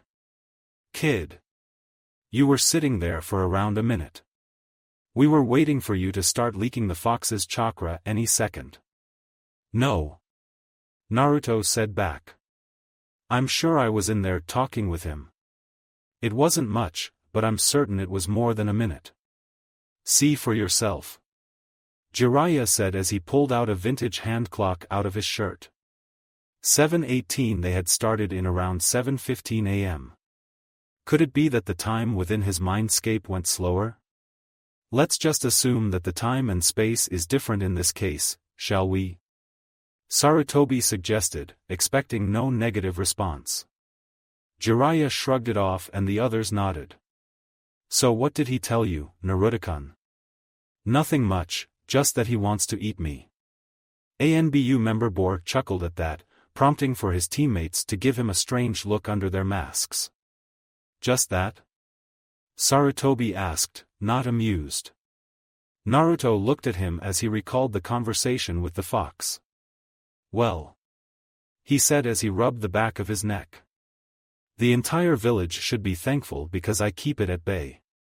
He simply stated. Sarutobi did not change his unamused mask, but nodded.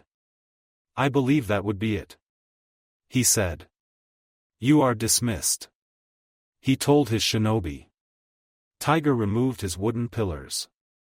And the rest of them were about to go on their way. Wait? Just that? Though. Bor went to add something of his own but was elbow-kicked by his captain. You heard the Hokage-sama, Bor. We are dismissed. The man in question rubbed his ribs slightly. Man, kid. You owe us big time for wasting our free time. The jesting ANBU mock complained. Sure. He waved it off. As the others left, only Naruto, Jiraiya and Hiruzen remained in the clearing. Do you mind telling us now, what kind of conversation you had with the fox? The 10 minutes is not a small amount of time. Wouldn't you agree, Naruto-kun? Sarutobi asked him, smiling. But it was obvious he expected an answer. I guess I can't hide much from you, can't I? Smirked Naruto. They don't call me the professor for no reason, my boy. Of course they don't. He told that to him many times. He didn't say much, only some vague notions of him escaping and destroying the village in order to end the legacy of my great-granduncle, Hashirama. A frown appeared on both Jiraiya and Sarutobi faces. Jiraiya was the first one to speak. I knew he would have some resentment towards the village, but I didn't expect it to be that much. Why didn't he simply flee? And how did he escape in the first place? Jiraiya shoots a small glance to the Sandaime, who kept looking at Naruto with narrowed eyes. He didn't say it. I suspect he had some outside help, right? I mean, as you said, why didn't he flee? From my conversation with him, I realized he is very proud, but also very wroth with his current status as expected. Sarutobi continued looking at him in silence. Jiraiya, who was standing next to him, looked like he wanted to say something, but also remained silent. You already told me once that the ceiling could have been interrupted, old man. Do you have any potential suspects? A silence. No. Sarutobi closed his eyes as he said that. The Senju compound, the clan's secret library. Naruto sat near the table in his clan's secret library. A candle in the lampshade was nearly wasted, so he took another one and replaced it. As he sat on his chair, Naruto looked at the floor in contemplation, while he tapped the surface of the table with his finger. His thoughts drifted, from his conversation with the Kyuubi to the epilogue with the old man. He tried to figure out anything that could help him find out who could have helped the fox. The old man knew something about that, but hid the fact from him. In order to summon the Kyuubi within the village, one would need to have either a wood style like his great-granduncle, Senju Hashirama had, or Sharingan like his friend, in reality, a rival and later archenemy, Uchiha Madara possessed. His great-grandfather wrote that Madara could control the fox because he had a Mangekyo Sharingan. The evolved version of the standard one. Naruto considered both options carefully. The only, current, wood-style user was the ANBU member Tiger, from what he knew. Yesterday, the Sandaime had told him the origins of his wood style. The origins, as the Tiger himself has stated, were unorthodox. The reason was the rogue Sannin, Orochimaru. On the other hand, the Konoha's government itself tried to replicate the wood style many years ago in order so it could subdue Biju if it was ever the threat to the village. But no successful case was recorded, only the gruesome deaths of those who received the cells of Senju Hashirama. It could be that Orochimaru continued his experiments, and had a loyal minion with the wood style. One that would stage the Ninetales attack on the village, ending the life of his father, thus ensuring a safe stage for him to come to power. Thankfully, the old man prevented that. Naruto breathed deeply. This room needed some fresh air occasionally. And to be cleaned from the dust as well. Some other time. He took a notebook from the drawer, one that Tobirama wrote regarding the Sharingan and its abilities. Skipping through few pages he had read before, regarding the normal eyes, Naruto began reading the section that described the Mangekyo. The Mangekyo Sharingan. Naruto skimmed through the next 2 pages where Tobirama pointed out some of his theories about the necessity of its awakening. Killing someone close to you. Naruto muttered out loud as he read the theories once more. He did read the book itself before. But it wouldn't hurt to do it twice. Especially now. The abilities of the eyes were seemingly, and in Tobirama's unbiased opinion, irritatingly endless. The 3 powerful abilities that almost gave the Uchiha Hagoromo alliance a gateway of winning the war were Amaterasu, Tsukuyomi, and Susanoo. With Izuna possessing the first 2 and Madara having the more destructive latter one. Tobirama was the one to fight Izuna, while Hashirama fought Madara. High level of sensory abilities. That was the key to evading both Amaterasu and Tsukuyomi. If you were an exceptional sensor like Tobirama was, you could deduct if the user was gathering chakra in his eyes. Naruto pondered if Itachi had either of those 3. He pulled out a bingo book he always carried with himself. Looking at it, all the information for the infamous Uchiha was that he was a prodigy similar to him and that he killed his entire clan in one night. It made Naruto wonder if the clan was weak by any chance, if one 13-year-old could have done it by himself. But that didn't interest him now. He placed that question at the other part of his mind. What made Naruto curious is how Madara managed to control the Kyuubi when seemingly his great-granduncle could only restrain it and put it to sleep, just like he did with the other Bijus. Not utilize them for his own needs during the battle. There weren't much informations regarding that. Only that the Madara could cast a strong ocular genjutsu on the tailed beast, getting him under his control. Naruto sensed the slight disturbance within his seal for a moment. The Kyuubi must have felt angry with his thoughts. Ha ha ha. That fox must be having a bigger ego than the entirety of the Hyuga clan combined. As much as he wanted to relax in his thoughts, he couldn't. He continued analyzing in his mind different situations and thinking on who could have interrupted a resealing. No Senju other than Hashirama had the wood release. And now, the ANBU member Tiger. But the Shodai Hokage was dead. The Tiger was still a child back then, while he and Tsunade were the last Senjus. Another one was that the Orochimaru had a hand in it, and if he managed to replicate the wood release on one of his experiments, just to use it against Konoha and his father, paving the Snake Sannin way to the seat of the Hokage. A very plausible theory, one that should not be discarded. There was one that came to Naruto's mind in addition to his other theories regarding the doings of his only living relative Tsunade. It was no secret to him that she held a certain amount of animosity towards Konoha, and before that to his father. But the one towards Konoha was greater. Loss of a love and a younger brother made a cynic out of her. It could be possible that she had a child who could have attacked Konoha 12 years ago. No. The timeline doesn't add up. Naruto muttered while he rubbed the bridge of his nose, as he thought further. She could awake the wood style herself, perhaps? But then again, that was a rare thing to happen. Naruto shook his head, ashamed of himself that he pointed a blame on his aunt drowned in misery. He discarded the possibility of her being responsible in any sort of way to the attack. He thought further about it. He recalled a minor conversation between the ANBUs while they were searching for Gato. Naruto is a Senju, not an Uchiha. He already passed a psychological test in my book. Fox said, stubbornly. You are having a vendetta against a dead clan, Captain. It. Cat said, trying to play the rationality card. He never paid much attention to it before when he was in the academy. But while the Uchiha clan was still alive and thriving, he noted that many times there were looks of animosity directed towards them from a decent amount of villagers.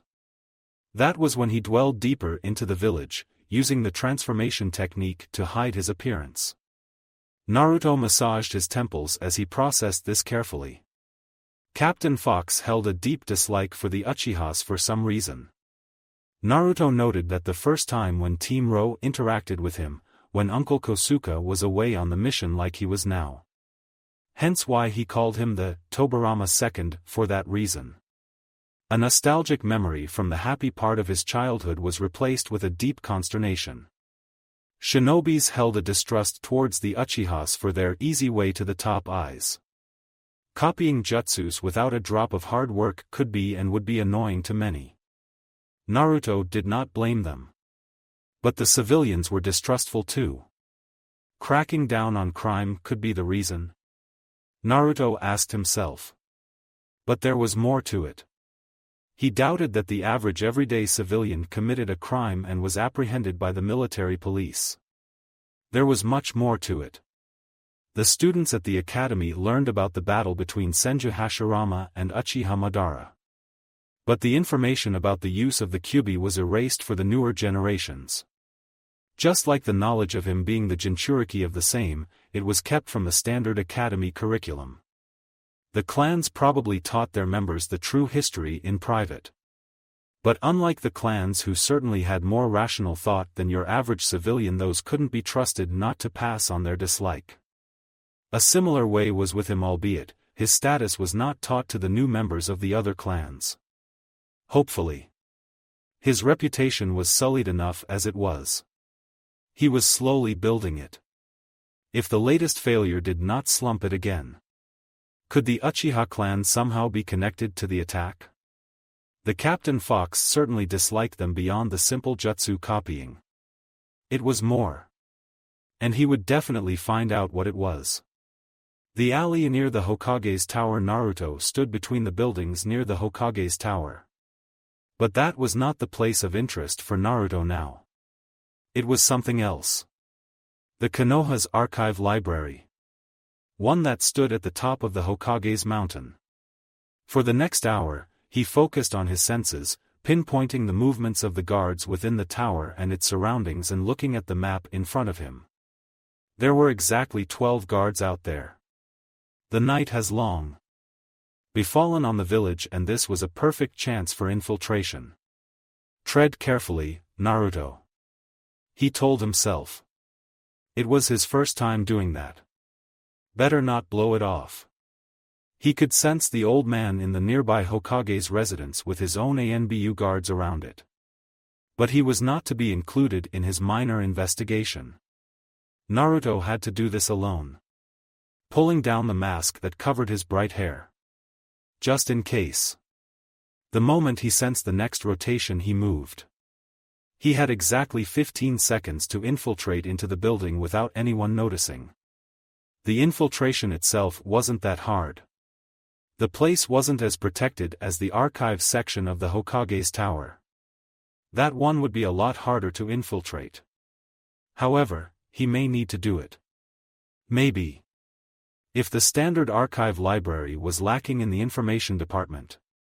The semi-public archive library did not hold the reports that were too important for the village's security. But you still needed an official pass to enter. Something he didn't have. This was a private investigation. Naruto moved to the history section on the upper level of the building, suppressing his chakra as much as he could. He could still sense the few shinobis patrolling around. But they never went here. From the hour he spent sensing and deducting their movements as far as he could tell by their patrol routes. He placed the flashlight into his mouth over the mask and began snooping for the archives that could help him with the research.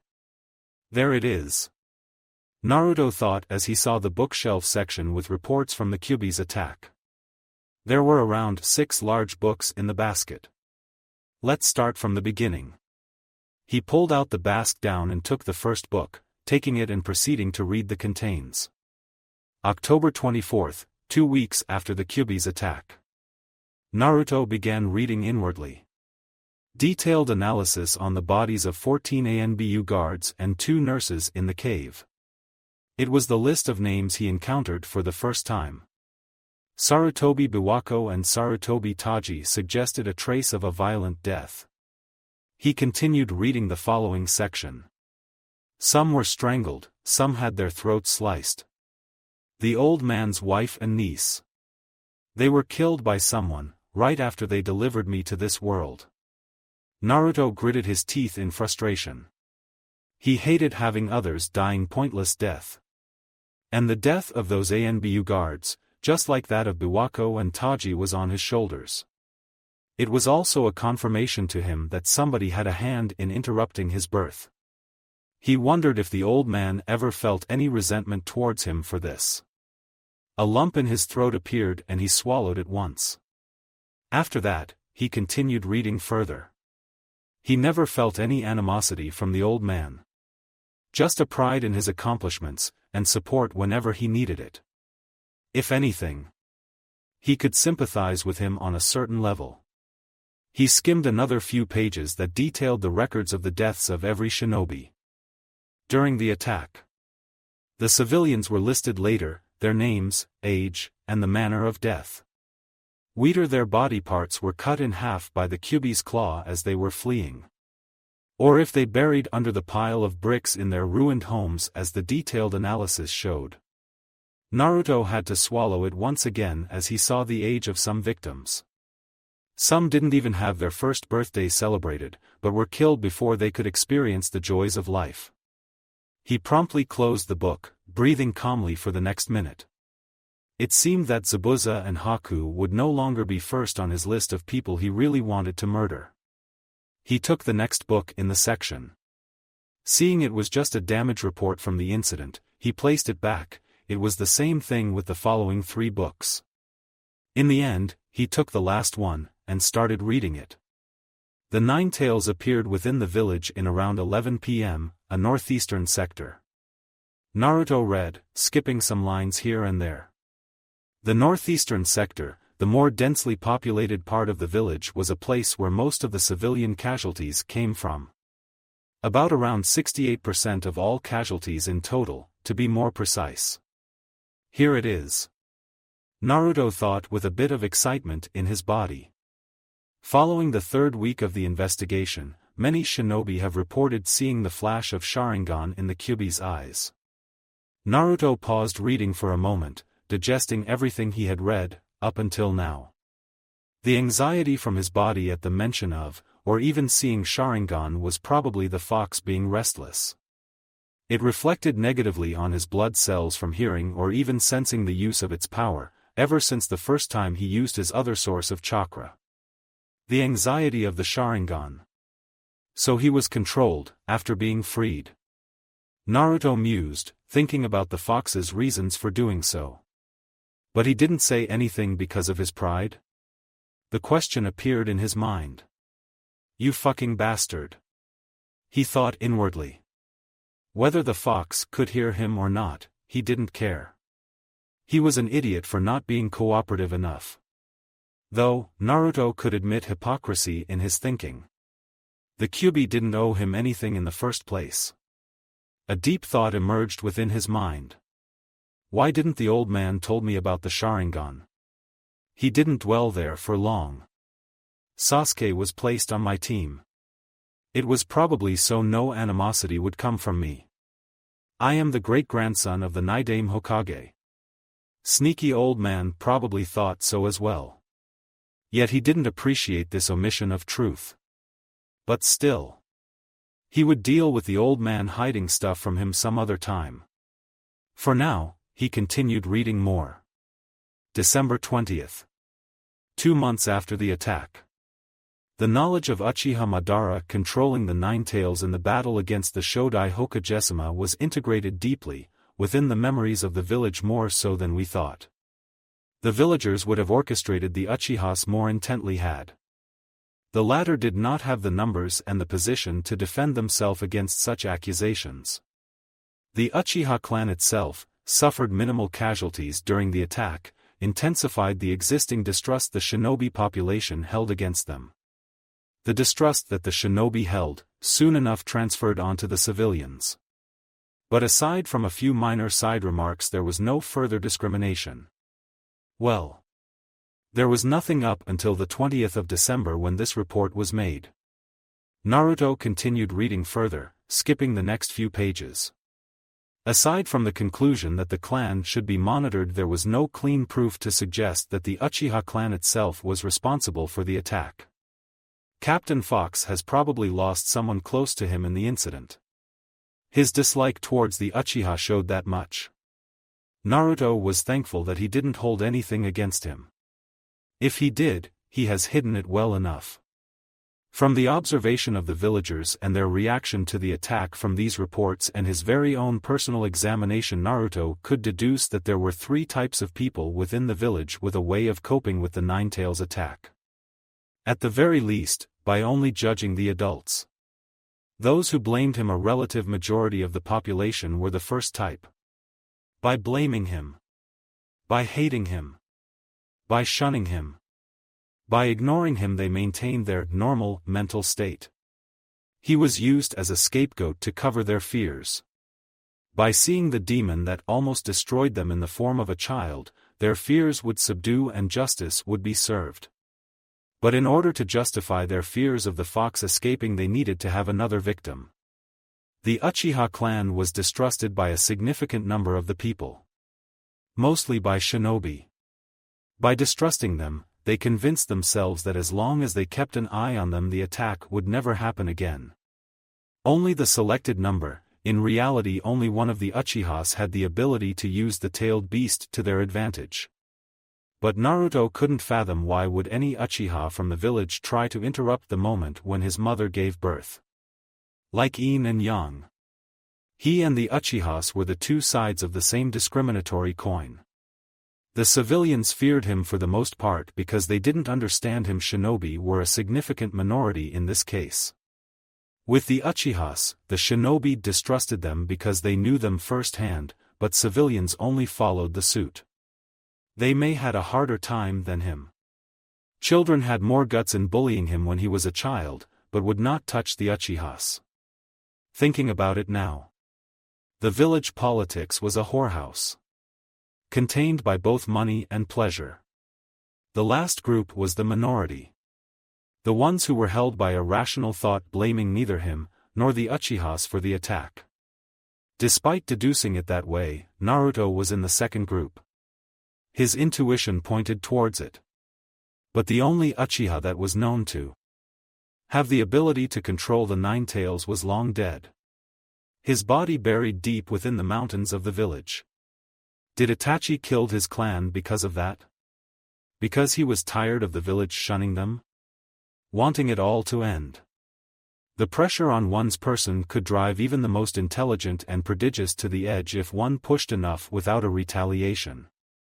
Or did he kill them to obtain the Mangekyo Sharingan? What Itachi did was a subject for another time. His arbitrary decision of killing his family was something out of the reach for common sense. There was no point in chasing after the what-ifs or why. For now, he had to deal with something else first. Naruto pulled out a paper from his holster. It was an old map, describing the location of Madara's grave, in the mountains behind the village. The place where Tobirama locked his body away for investigation of the Sharingan. But the investigation never went through. For the First Shinobi World War erupted, and followed by a second one a few years later.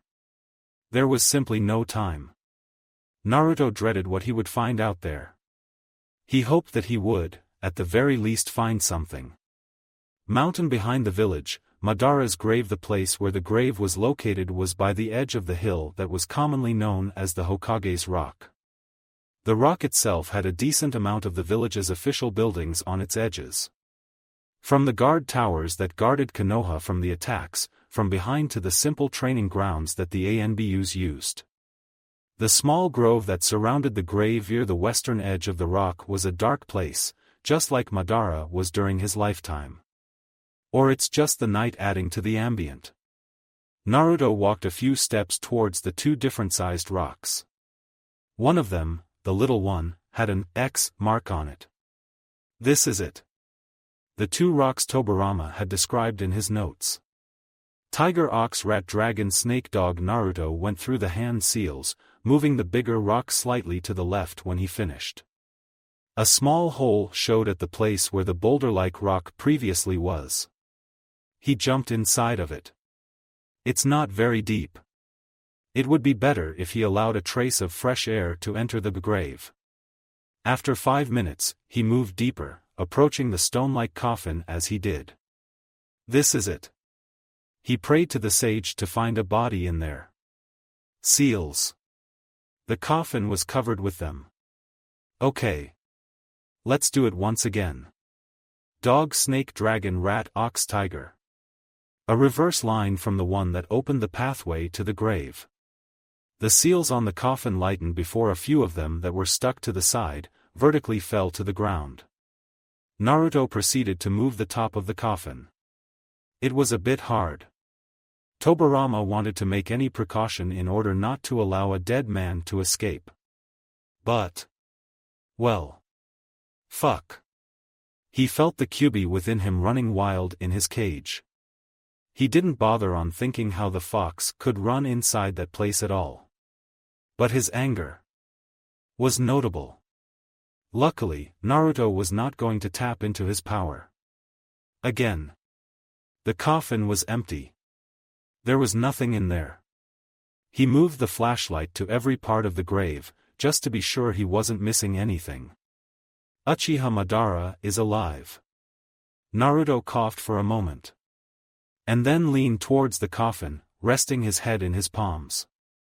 The Kyuubi was still restless within him. He would have to talk with him. Again. Now, are you willing to tell me everything or not?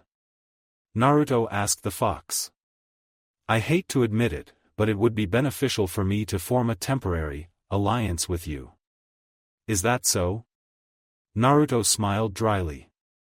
What gives? It gives that I want to kill the man who is also responsible for my imprisonment. He growled behind the bars. Good.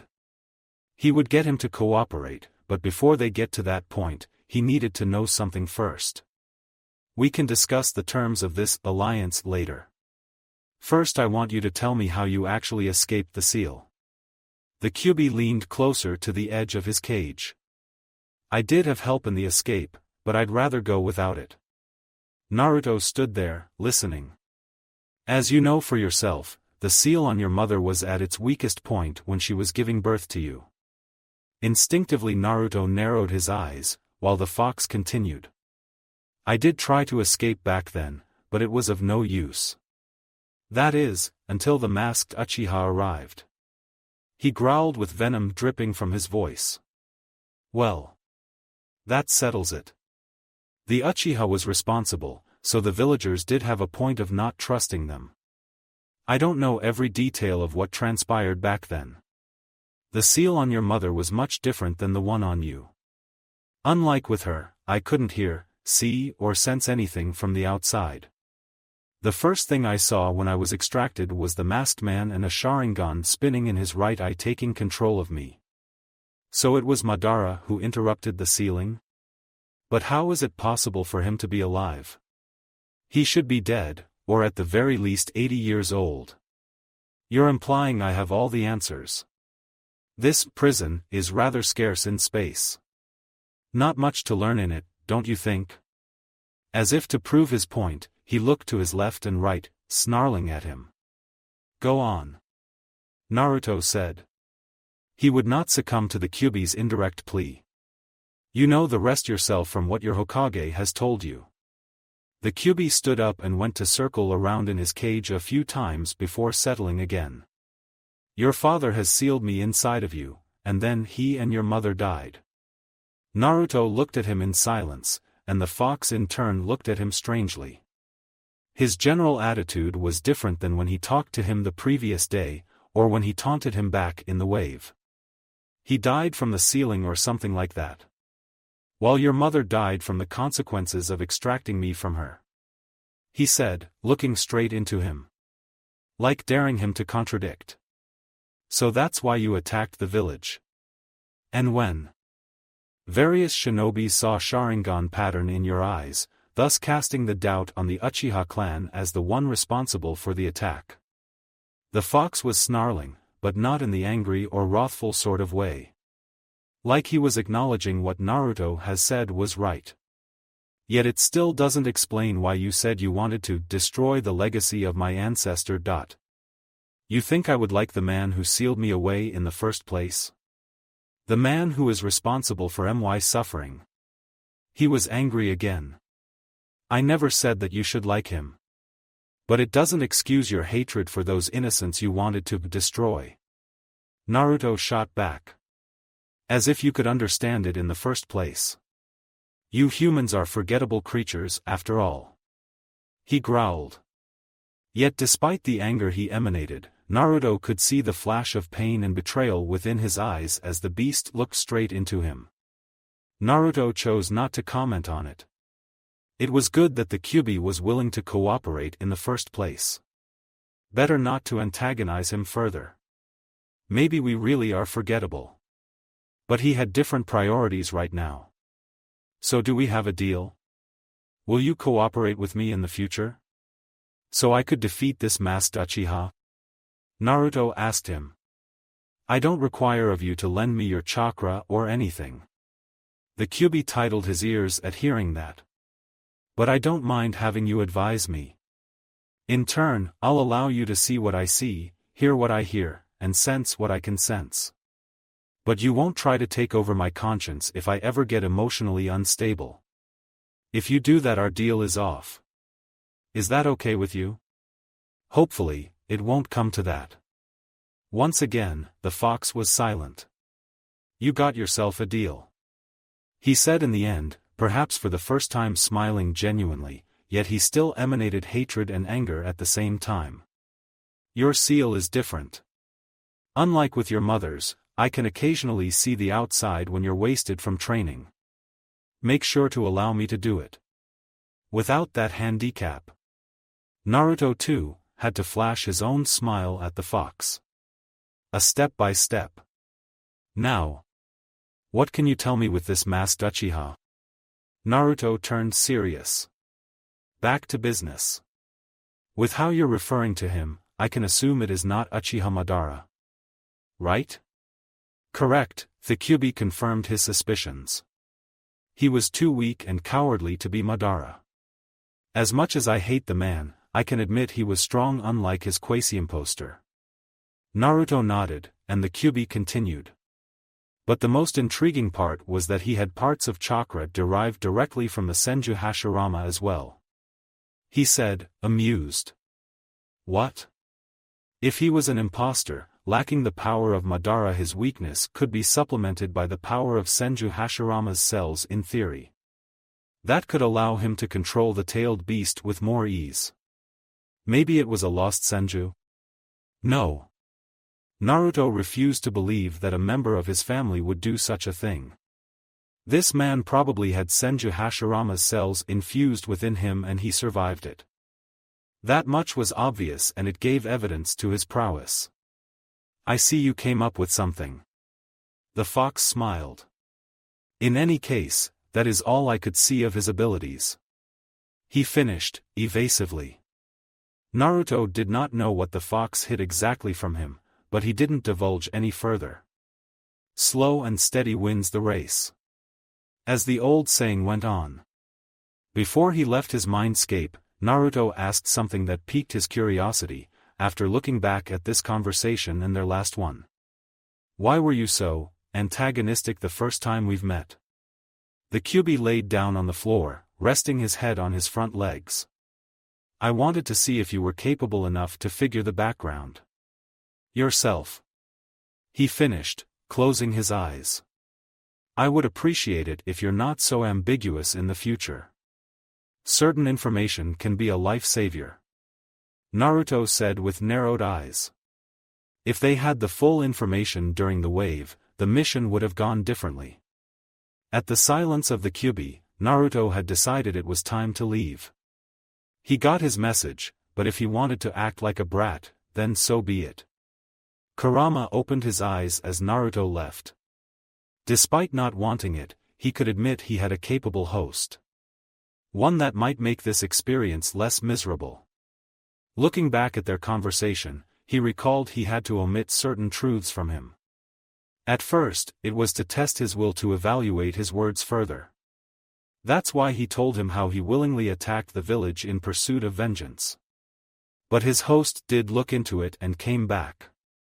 He had to hide the fact that he was the one responsible for the death of his mother. It was better if he pinned everything on this fake Madara in the end. He couldn't waste this chance. The fake Madara was still out there. And with only half of his power, he is an easy target. With Naruto, he had more chance of killing the man. The brat would do it for him. His terms of the alliance were reasonable.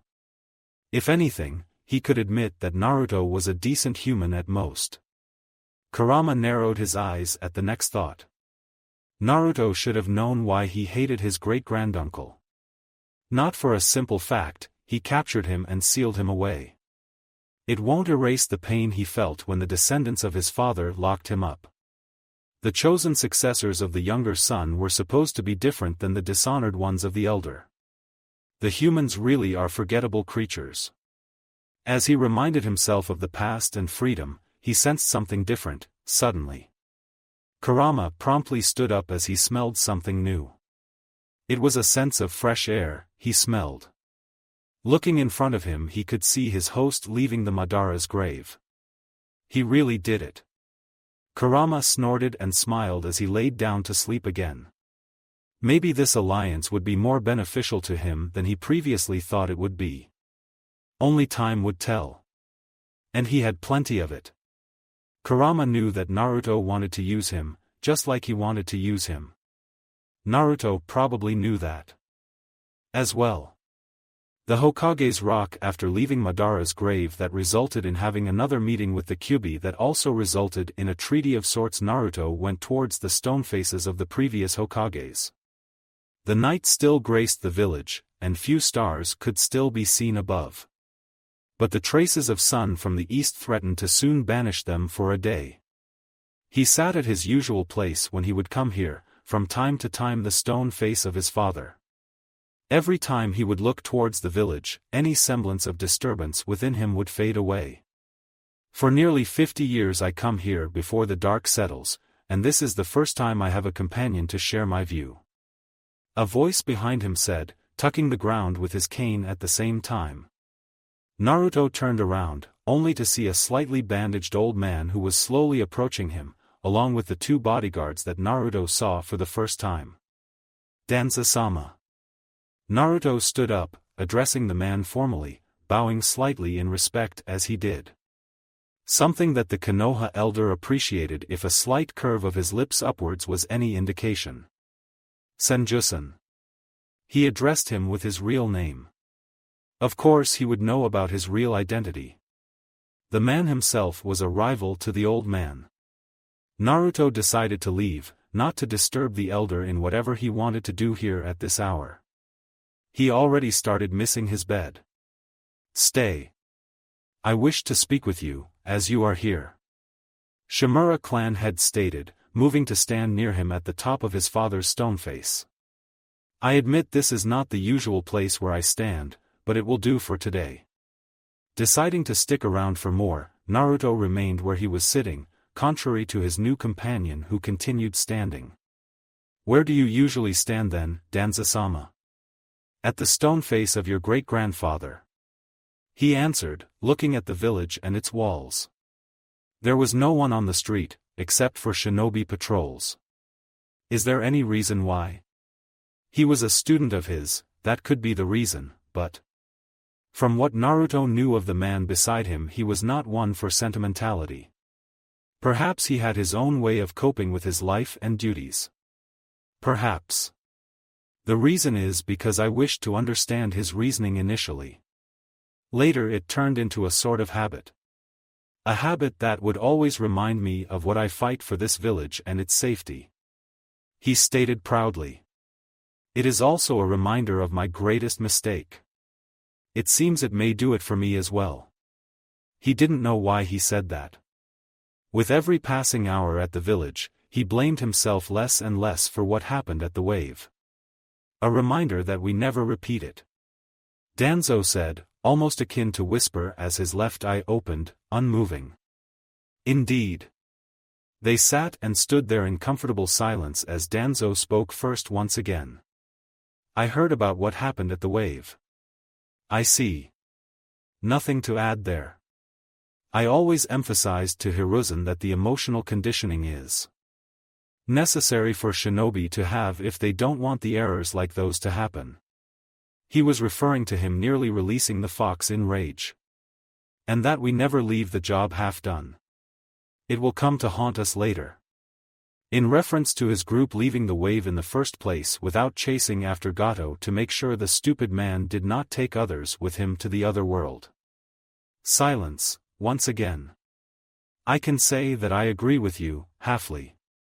Naruto said, breaking it. Danzo did not look at him, he simply continued looking at the village. I agree about leaving the job half done, but emotions need to be controlled, outside of missions. If we didn't have them, then there would be more people like Gato running around. Yet if we embrace them, then demons like the Kyuubi would be roaming free. Was the answer from the elder. No emotions are better than negative ones. Naruto agreed. Danzo said nothing. But positive emotions outweighs both of them. He finished, now having a different reaction from the bandaged man. You could say that. He answered vaguely. Naruto didn't think for a second that the man beside him got rid of his own emotions. Despite the psychological state he praised so much. Positive emotions helped me understand the villagers better. Naruto began once again. And with what conclusion did you came up with? Danzo asked him. Conclusion that they are afraid and confused. Oh. The silence stretched for another few seconds. One day, when I was 10. I walked near the hospital with Shikamaru and Choji, and I heard the wailing of a baby. Danzo said nothing, but he did give a slight nod. I went to check what it was, and when I approached the window I saw a mother picking up the baby, calming it down. The babies cry in anguish when they are afraid. It is a natural instinct to cry out for help. Danzo added with a faraway look. And when a mother picks it up, cooing it and holding it tightly, the baby stops wailing because it feels safe. Naruto said. And just like when a strong Hokage is there to instill a sense of safety, the villagers are happy and the public order is maintained. Danzo said once again. Indeed. Just like his father almost single-handedly ended the war with Iwagakure, Konoha came out as a victor, even if they were losing for the first part. It gave the people a sense of safety with a man such as him running and protecting the village and them. But if there is no strong Hokage, the unrest happens with their uncontrolled emotions. Danzo stated with a narrowed eye. Yet, the Third War itself ended without any major gains for Konoha, except a bragging right that they were the victor. No territorial gains, no enemy village was destroyed. It was both downgrading and relieving. The balance of the 5 elements was maintained. And they find a reason where they could lash out their emotions, either at me, or at the Uchiha clan. Naruto finished, looking at Danzo when he mentioned the nearly extinct clan. He only got an indifferent side glance for a second. He truly has his emotions in check.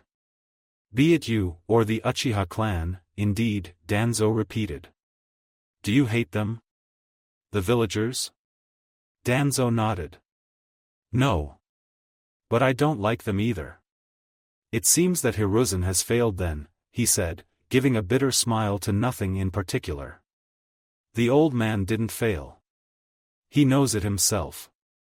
So, for what reason do you fight then, if you don't like the village?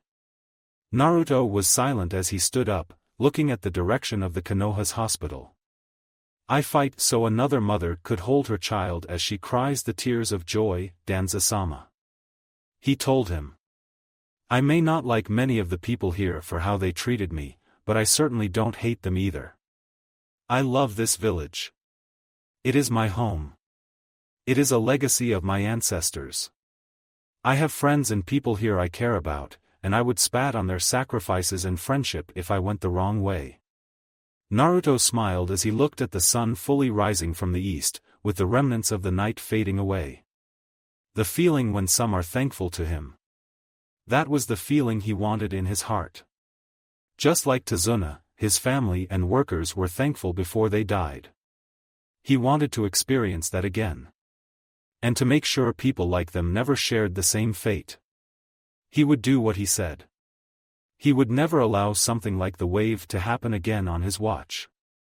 And especially not to his home. He may not like the people and the way they treated him in the past. But he could care for them. And he would protect them.